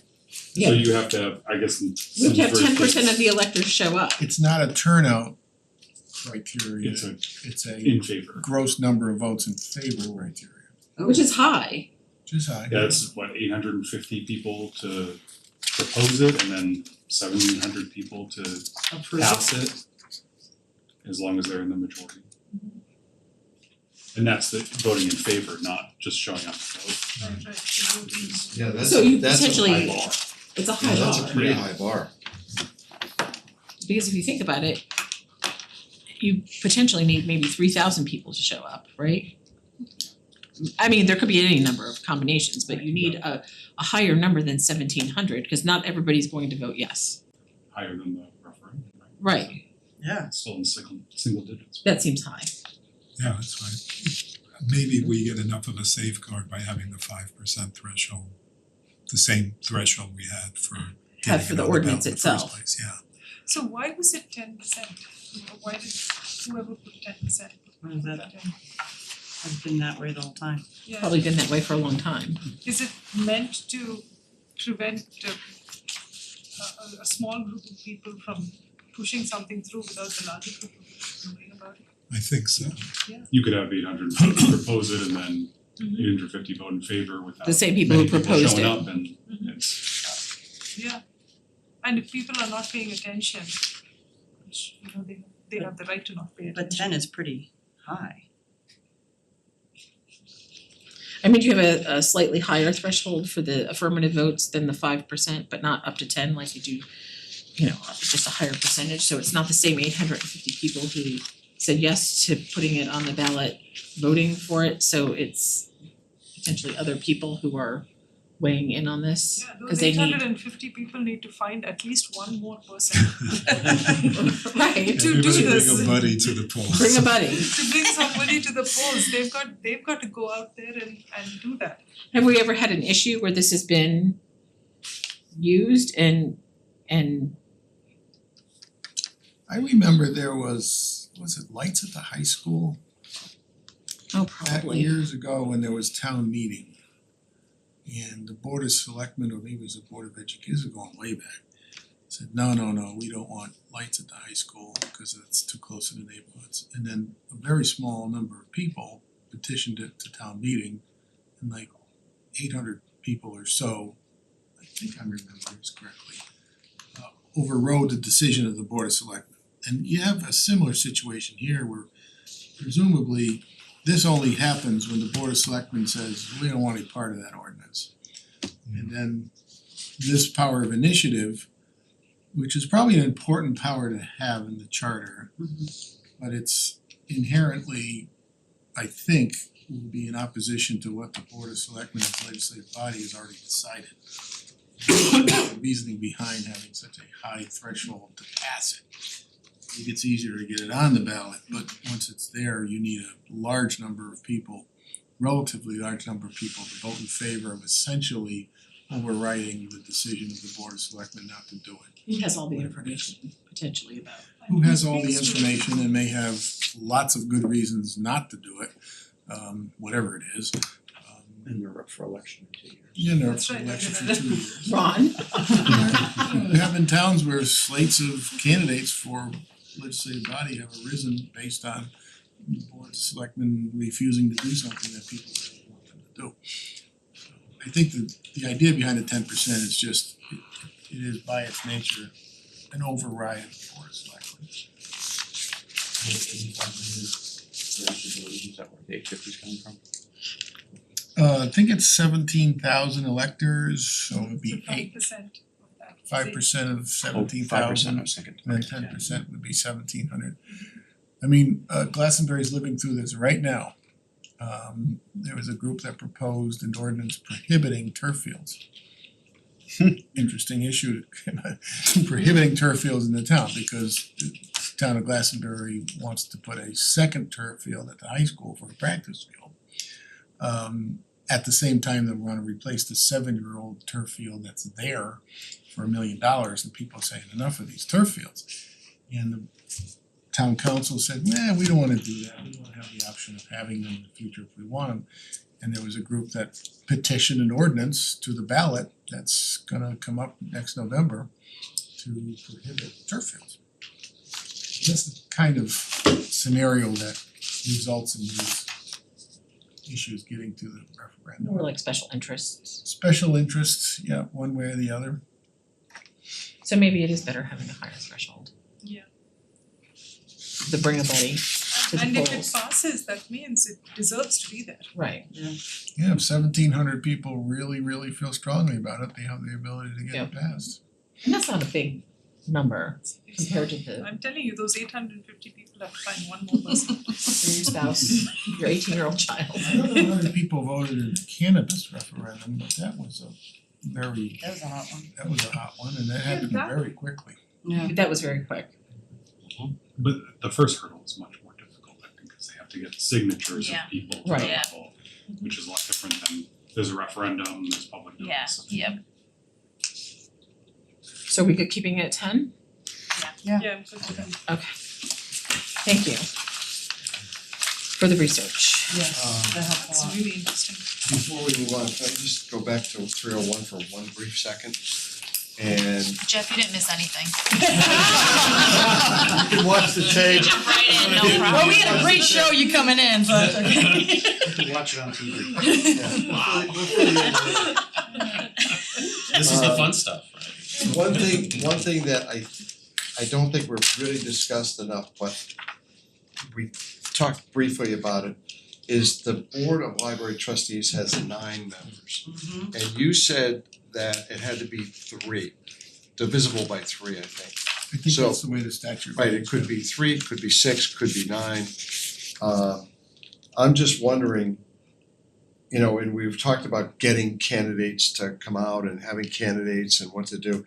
9 seems to me It's a big to number. be an outlier, except for the Board of Ed, being 8, but I don't know. I think we should discuss at some point, I would knocking like that to back also. to 6. So what do they do? Well, they have a What's their $2 million budget, Uh-huh. and They determine how funds are spent at the They library for determine- materials. a lot of that, so that to me is a big board. And how did it get to be 9? I assume that, you know, if you think of the history of libraries, they usually start off as private, nonprofit, charitable organizations, and then little by little, almost like fire departments, towns take them over, make them municipal departments, and I'm just assuming that That was the board of directors at that. the board of directors of the private nonprofit Profit, library that Okay. became the board of library commissioners here. And we did receive comments regarding the library trustees because how it's written in the charter is not consistent with how they're operating and That's that they right, need to, that's why I asked. yeah, they need to, What did they do? they need I'm to. not sure that's the case. I think it was the. Well, that was, I said they we wanted received changes to comments the- about it. Yes. It was the ordinances. Their comments reflected more, I think, the ordinance than. Yeah, they had more Yes. ordinance, Mhm. Well, there's 2 ways, not to prolong this, there's 2 ways to set up a library under the statutes. And the comments were more directed to the way to set up a library that is not happening here. I mean, but that's for another night. Yeah, no, I didn't say I agreed, I said we receive comments on that. So can we noodle on that and tackle that at the next meeting as Okay, well? so the next, this is, I was thinking 16. 16 doesn't. Can I can we go to 16? Well, I tell you, we can, if you wanna say, we can have another argument Has by been doing divided by that or three. discussion. Can I ask a question about the library trustees? They have a budget that the Board of Selectmen approve, is that correct? Or do they have their It's own part budget? of the Board of Selectmen. It is part of the Board of Selectmen budget? Okay. But they approve their own budget and send And then it they on. But she Yeah. does present Yeah. at budget time. But there doesn't appear there's a lot of oversight on that budget. Well, I'm thinking like every department head has to present their budget and they all get I'm thinking Parks and Rec, I'm thinking, all the different ones. Are they, I mean, I've heard that like they're kind of a different hybrid, is that, and again, I just wanna understand what the, Well, my reference was strictly to the number of members, Okay. not to the Sorry. operating. well, I just wasn't sure because Okay, we did discuss. So for chapter 3, what we're doing for next time, just to get Jeff caught up, is we are going to have continued discussion on the term for Board of Selectmen. And really the 3 options are keep it as written in the charter, 4-year staggered terms, or just 4-year terms, okay? We are going to put it on the agenda so we can encourage people in the public if they wanna further comment on it to participate in that. And then we are going to take a vote at the next meeting as a commission on what we wanna present as a change. And so we also can add the library board of trustees to that conversation. Thank you. Okay? Anything else? Maybe is it the way that it's on the agenda that maybe people aren't understanding? I'd like to explain what Like is section it just 301. says, so maybe It doesn't say the same. maybe it doesn't Well, say, maybe, and I yeah, don't, we can work on that with the next agenda and be That's a good specific idea. that we're just Like- talking about particular like you sections just regarding term term length. of board of Yeah, selectmen like and then something like that, that's a little more. and then membership of board of trustees. So we're gonna go into chapter 9 regarding town employees, okay? It's fortunately only a page and then 3 lines, so maybe we get the 3 lines away and get it to 1 page, no, I'm kidding. Does anybody have any, we just changed the margins that you do in college. Does anybody have any comments or changes? I mean, I didn't see any and I assume the state statute reference is correct. At the end of 903, have we already talked about this? This one's noting the town manager has the sole authority to recognize the bargaining agent. Have we already discussed the other stuff related to feedback on We did that, bargaining agreements? the bargaining, that he was gonna have that the town manager would have a pre-meeting with the Yes. board of, Yeah. with the legislative body. But this matches the But- same kind of intention. He's the one doing the He's the- bargaining, yeah. he's at the table, or he or she is at the table, that position's at the table, but they have to meet with the board of selectmen prior to going to the table. It was addressed in one of the sections we did last time. Mhm. Anybody else have any questions, I have- comments? Questions in 902. We're talking about all town employees in section 902, correct? Not just the head of the departments, right? Correct. So the way I read this, the Board of Selectmen has to approve every position description from A to Z for every town employee, right? The way I'm reading this, the currently is written? Yep. Okay. Okay. And Is that's that probably because why the they have town the manager personnel was new? subcommittee. What? Oh, That's probably why they have the personnel subcommittee. Okay.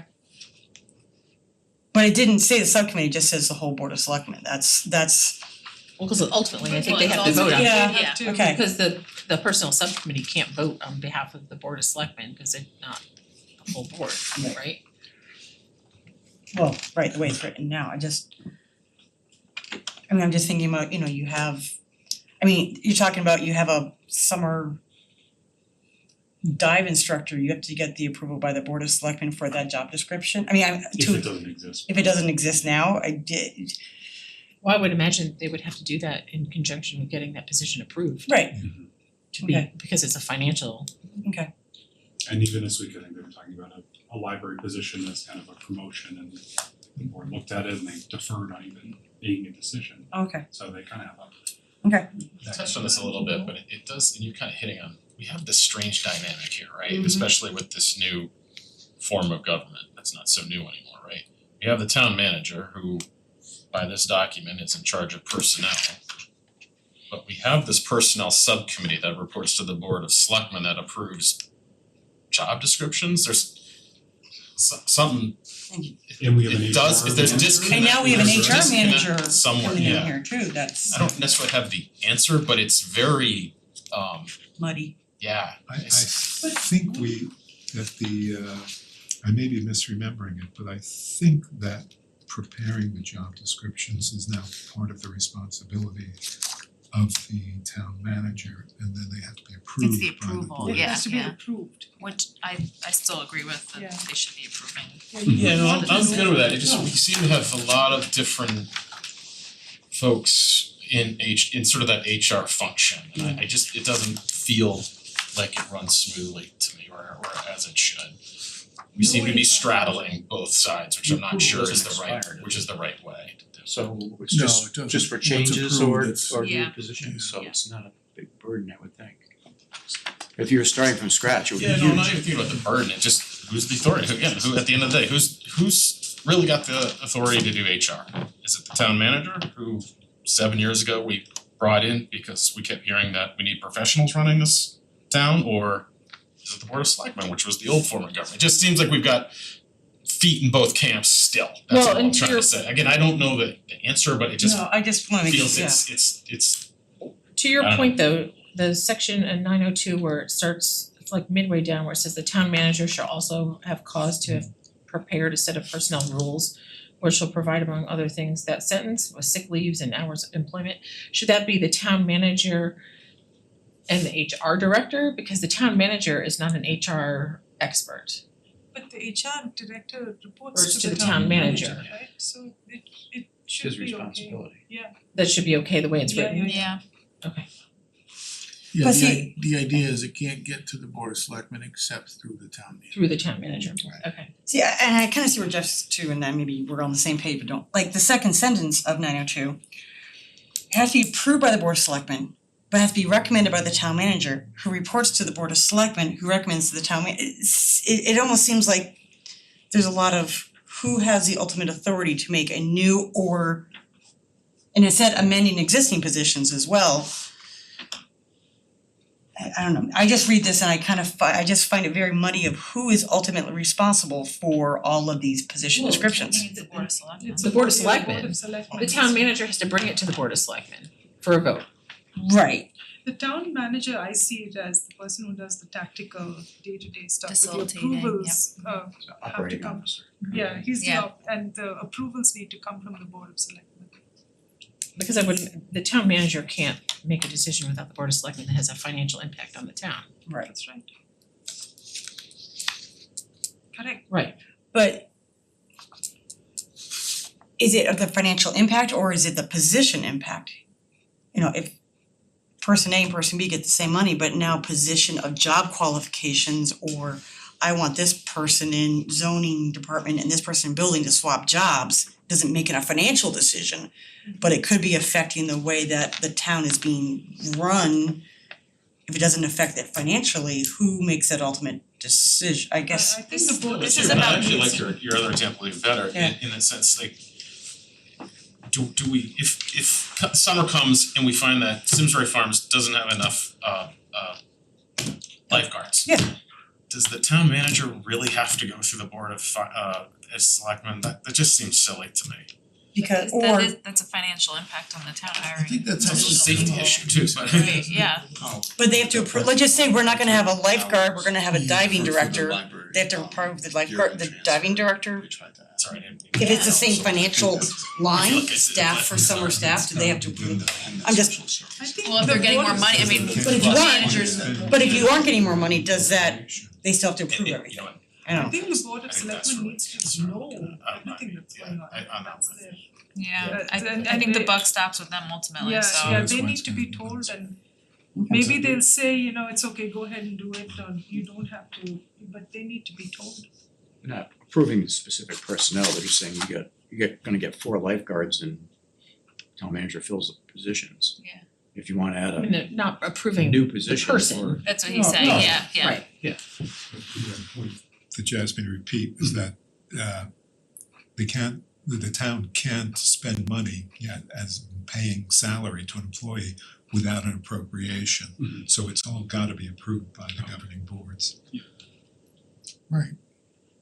Cause the budget has a number of approved positions in it, and if that's gonna change mid-year, we were talking, this just came up with social services. Or a half-time position to be funded by some trust fund. The request was denied because the idea was it wouldn't stay as a trust fund funded position, it would become the town position. So that check and balance is intended to keep things in line with the approved budget. Is there anything else that's not in here that you've seen in other charters that maybe should be included in this section regarding town employees? Well, you have to overlay this onto the collective bargaining agreements as well. Right. Yeah. And a lot of, under state law, the collective bargaining agreements trump these provisions of the charter. So it's difficult to really change anything here without impacting the collective bargaining agreement and doing impact negotiations. Can I make the assumption that employees are hired, whether it's under a collective bargaining agreement or not, that they have to be in they can't break the law and and that we've got the abilities to terminate people based on Yeah, for something just- that's for bad just that they've cause. done? That would be just cause. Just And that's- that turns up in both the personnel rules Okay. and also the collective bargaining agreement. Okay.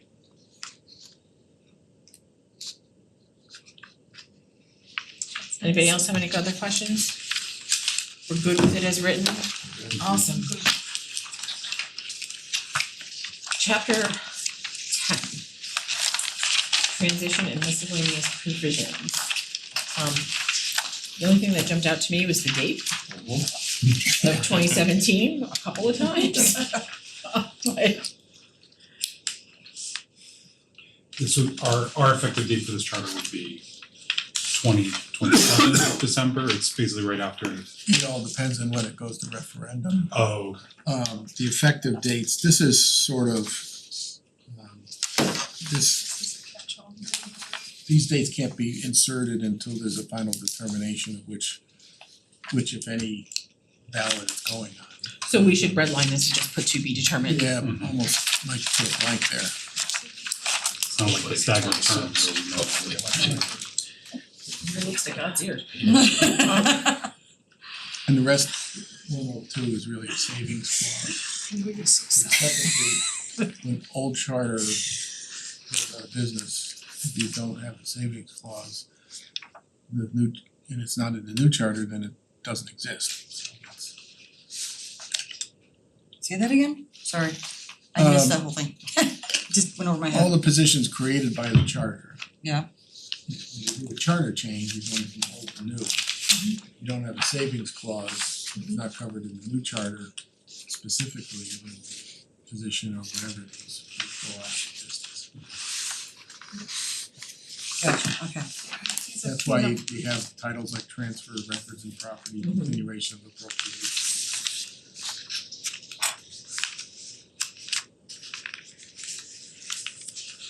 And the new charter doesn't void any agreements that we've had and, it just everything stays in place. That's correct. So in here, it's got the review and amendment of the charter in section 108 where we've got thresholds again. Mhm. So that's a higher percentage, which This used to be 5 years, it's just changed to 7 a couple of charter revisions ago. so the amendment has to be approved by 2/3 of the board of selectmen or 10% of the electors. And it has to be approved by 15% of the electors. Yeah, let's go for it. I would Wait, raise that wait. to 35%. We will have to start now for the We'll get them to the polls that way. two charters away from us. 18 months. lead time. So this is where we're inserting the glossary in this section. Yes. Yes, hooray for the glossary. So you glossary police.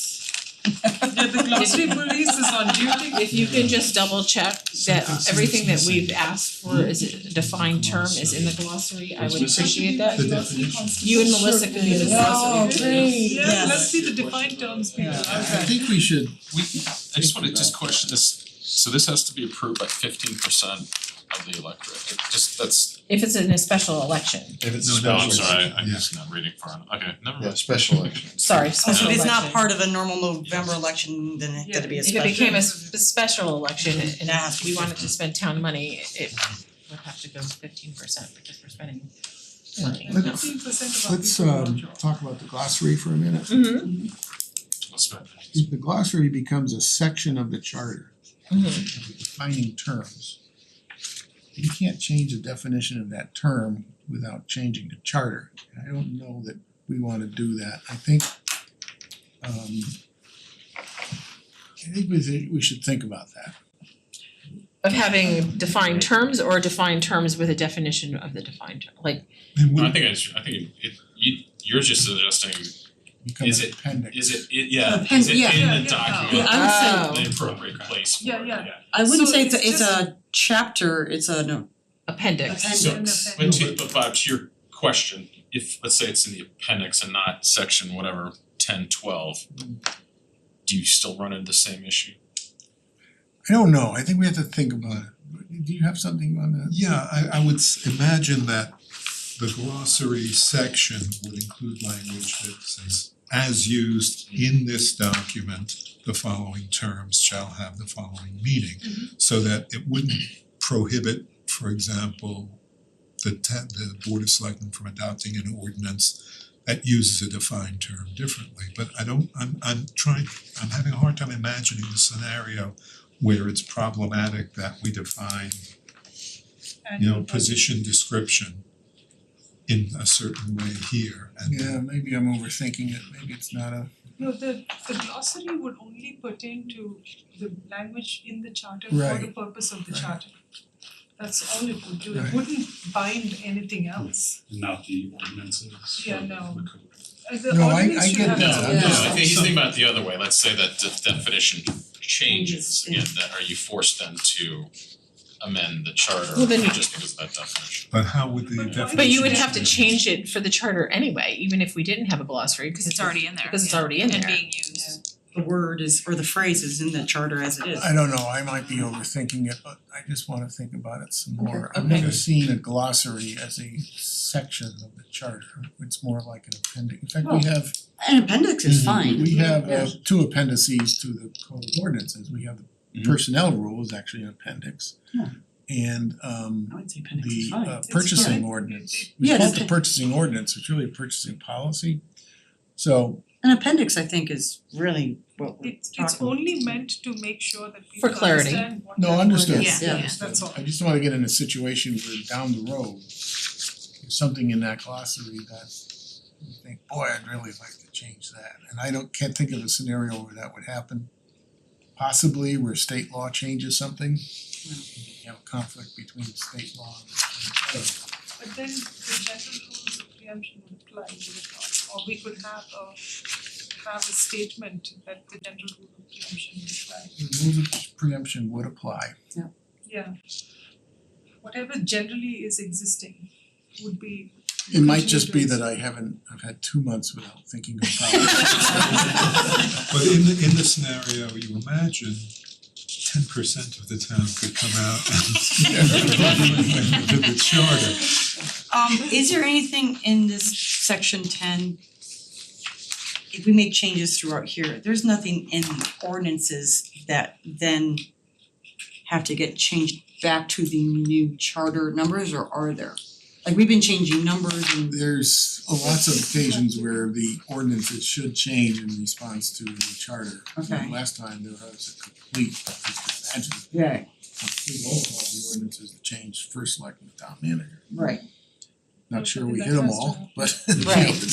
So we'll have to make sure Well, someone, not Well, we, we- not us. we have- Someone is gonna have to make, but I wasn't sure how that's spelled out in chapter 10 about, It doesn't need. it doesn't, I'll figure it okay, out. it's the other way around. It's the other way around. Okay. And then section 1011, we have to just put a to be determined for the date again, cause it says December 2017. Oh my goodness. We're at 10:11. Or at 1011, then we get to talk about open space. Anything else in chapter 10? No. Can we say it's final? Except for the dates, yes. Yes. So we're considering an appendice Appendix for the glossary? instead of a One might say that effective dates, you don't have to have a single effective date. You can make different sections of the new charter effective. No, we haven't. No, thanks. No. It's like a staggered term, Bob. Staggered, yes. Don't confuse us. We will feather it in. This is effective in This is ripping the Band-Aid off or not? Ease into it a little bit. Jackie would Super like gluing that. it back on. All or nothing. Alright, so the next item is related to public comments regarding the Conservation Commission, Inland Wetlands and Watercourse Agency. So That's a mouthful. I guess I would She first, said I guess my first clarification is what is required by state statute? Because many of the comments we've received are either related to a specific item that is happening right now or seems to be related to code related issues. So Yeah, the way this came to the agenda is someone who had submitted comments. it didn't feel like, Approached us, felt like we hadn't discussed We them, hadn't discussed and I said, well, we'll deal with them, and as I understand those comments, the thought is that the Conservation Committee should, or that the Board of Selectmen should have more control over the Conservation Committee, and that was the issue of state law that, Inland wetlands or inland agency. wetlands, yeah. because our conservation, well, and it's also, we received public comment this evening about open space. So Right. it seems to be this open space, conservation, inland wetlands. So inland wetlands is a different animal entirely from the Conservation Commission. Inland wetlands is a regulatory commission. Conservation Commission is an advisory commission under the general statutes. Inland wetlands is dictated by 22A42, section 22A42. And I'm just gonna read the first section. What's the section again, Bob? 22A-42, municipal regulation of wetlands and watercourses. A, to carry out and effectuate the purposes and policies of sections 22A36 to 22A45A, which is the Inland Wetlands Act. Inclusive, it is hereby declared to be the public policy of the state to require municipal regulation of activities affecting wetlands and watercourses within the territorial limits of various municipalities or districts. So clearly we have, it's declared to be of statewide policy how you regulate wetlands. But section B, any municipality may acquire, section C. On or after July 1, 1988, each municipality shall establish an inland wetlands agency or authorize an existing board or commission to carry out the provisions of the Inland Wetlands Act. Each municipality acting through its legislative body may authorize any board or commission as may be by law authorized to act or establish a new board or commission to promulgate regulations and conforming regulations, and it goes on. But towns and cities have a lot of latitude as to who gets, what board or commission gets designated to carry out the mission of the Inland Wetlands Agency. The regulation of inland wetlands in Connecticut is really under the auspices of DEP. And the commissioner delegates that authority through this statute to 169 towns and cities. So you see a lot of variety here. Lots of towns have gone from independent inland wetlands agencies to designating either their zoning commission or their planning commission to take on, to become the agency. Under the idea that it streamlines the application policy. East Hartford just did this, July 1, 2025, the independent inland wetlands agency went out of existence and it's now a function of the Planning and Zoning Commission. Manchester also handles that way. So there's, I don't wanna call it a trend, but it's not unusual for towns and cities to say, you know, there's too many boards and commissions in land use, let's streamline things. But it's not limited to planning or zoning. And that's why you often see inland wetlands agency / conservation commission. Because the conservation commissions seem like they do the same thing as inland wetlands, so they perform the same functions under two very different statutes. So there's a lot of leeway. A, you have to have one. B, they have to strictly follow state law. In fact, the regulations that towns adopt come from DEP essentially. Because there's a model set of regulations that DEP sends out and most towns adopt them.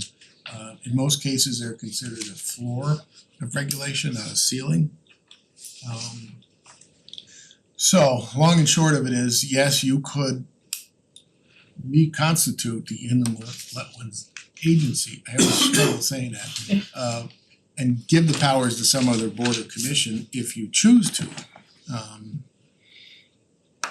But that would be a decision for the commission to make. So right now it's Conservation Commission and Inland Wetlands are one of the same. Same people. And we received comments from Marjorie Winter, who is the chair of that commission. They're not making any recommendations to change in the charter, but she does have concerns, which some of which I think are code issues or possibly so there's no, it doesn't, how I'm reading her comments, there doesn't seem to be a requirement that permits or like applications go in front of inland wetlands or conservation before it goes to the other land use boards.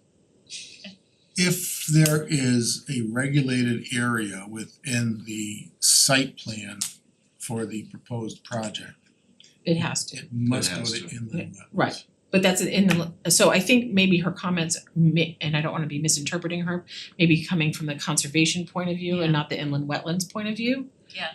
I took it that way as well. Yeah. So where there might be, and I think a lot of this is coming to head because of some of the open space acquisitions or sales or this or that had come to light this year, right?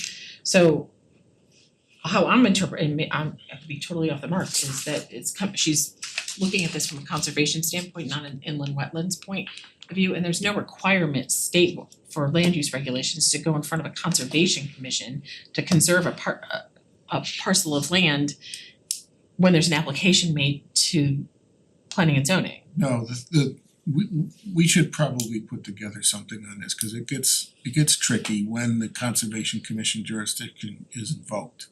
And again, it's not regulatory, it's a recommendation of the Conservation Commission. It's kind of like DRB. Who recommends? The Conservation Commission, if there's some activity that by its nature has to go before conservation, that generates a requirement that the Conservation Commission issue a recommendation to either planning or zoning, usually zoning.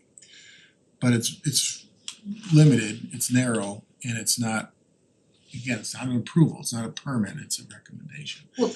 But it's like DRB where they're giving a referral, positive or negative referral for a project. It's not an approval of a project. It has a higher status than DRB. DRB really is something that towns and cities make up out of whole cloth. Okay. There's no statutory grounding for the Okay. design review board, but there is for conservation.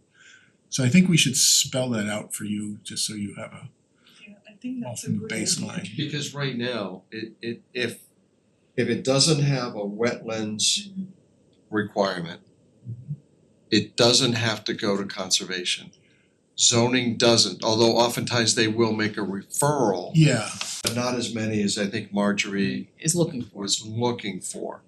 I think she also wanted more ability to have public audience for them. But they have But public they audience can, built right? into that, into Correct, the and charter. we're also addressing that as well for Right. the boards, Right. WNU boards to have public audience. yeah, the question becomes what inland wetlands applications require public hearings, and that's actually spelled out in the statute.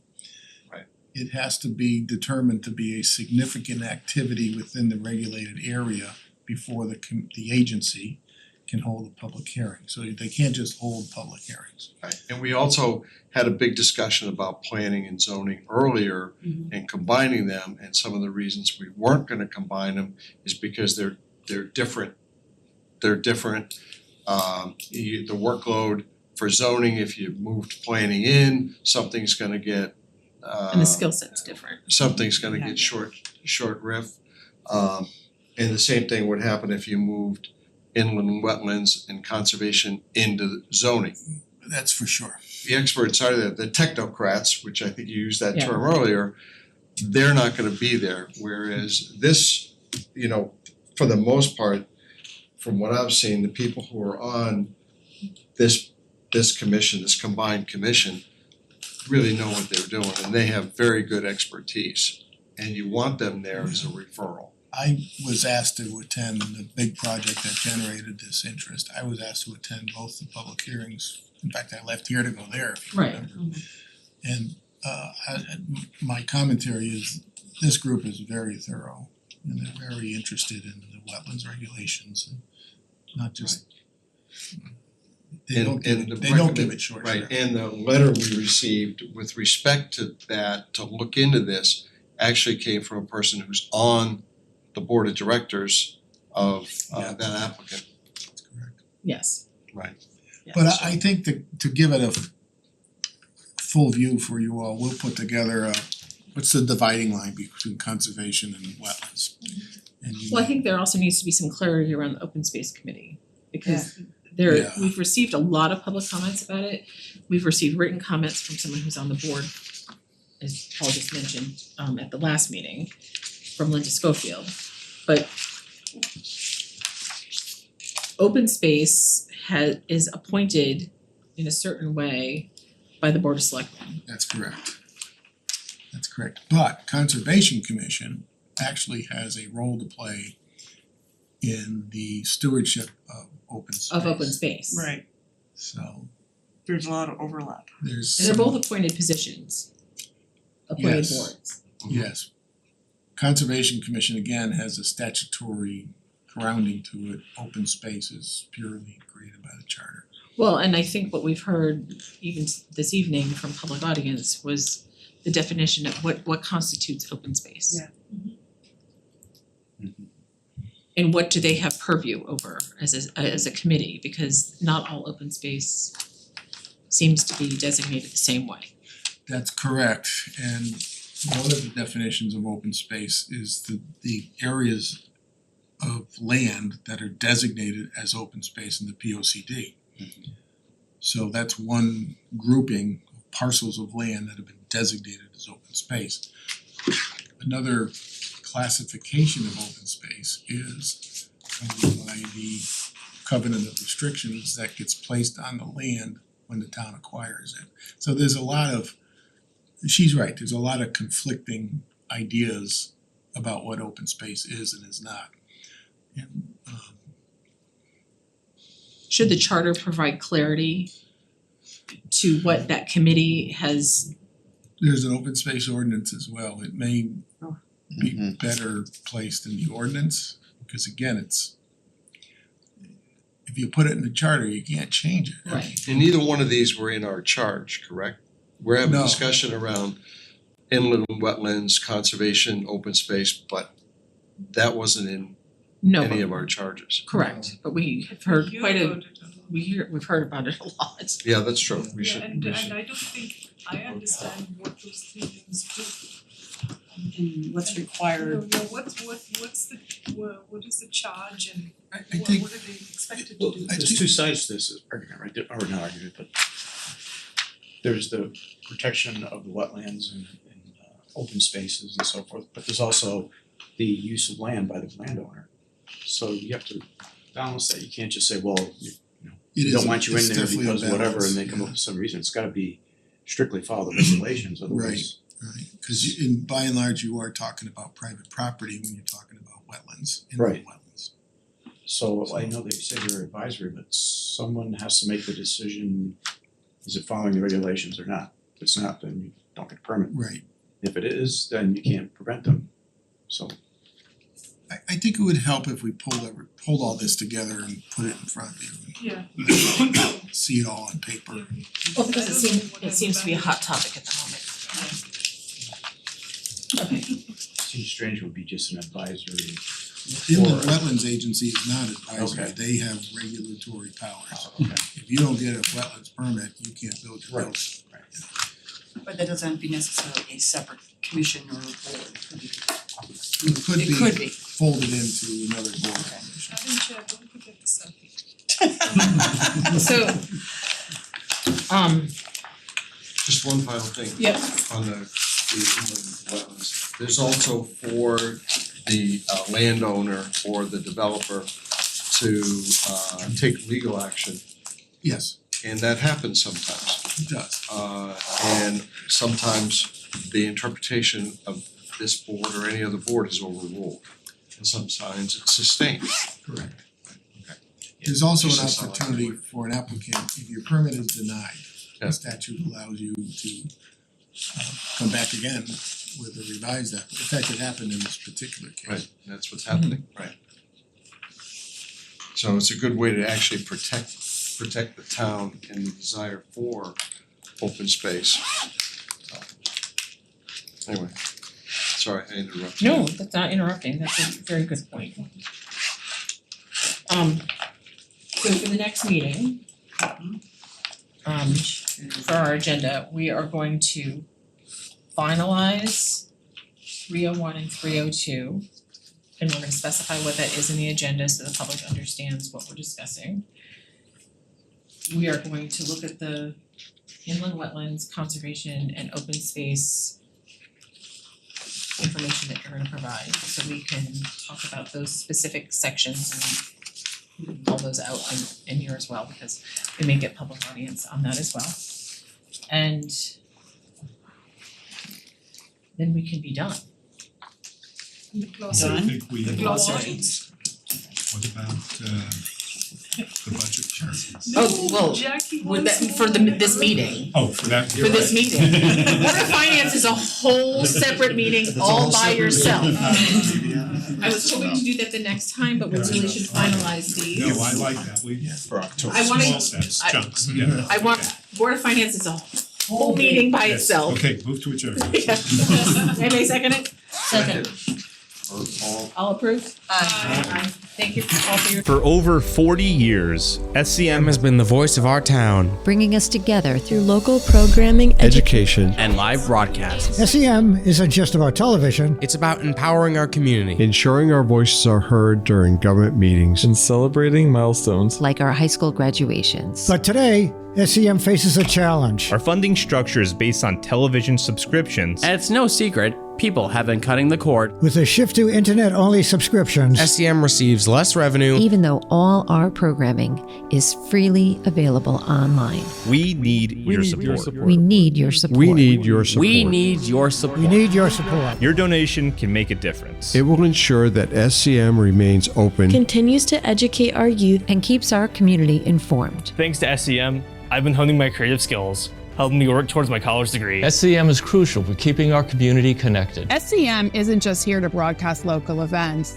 They're actually preserving Simsbury's history. Join us in preserving Simsbury's voice. Simsbury's voice. Together we can ensure that SCM continues to thrive For generations to come. Visit our website Or scan the QR code on your screen to make your donation. Every contribution counts. Thank you for supporting Simsbury Community Media. where your town Your schools And your government come together.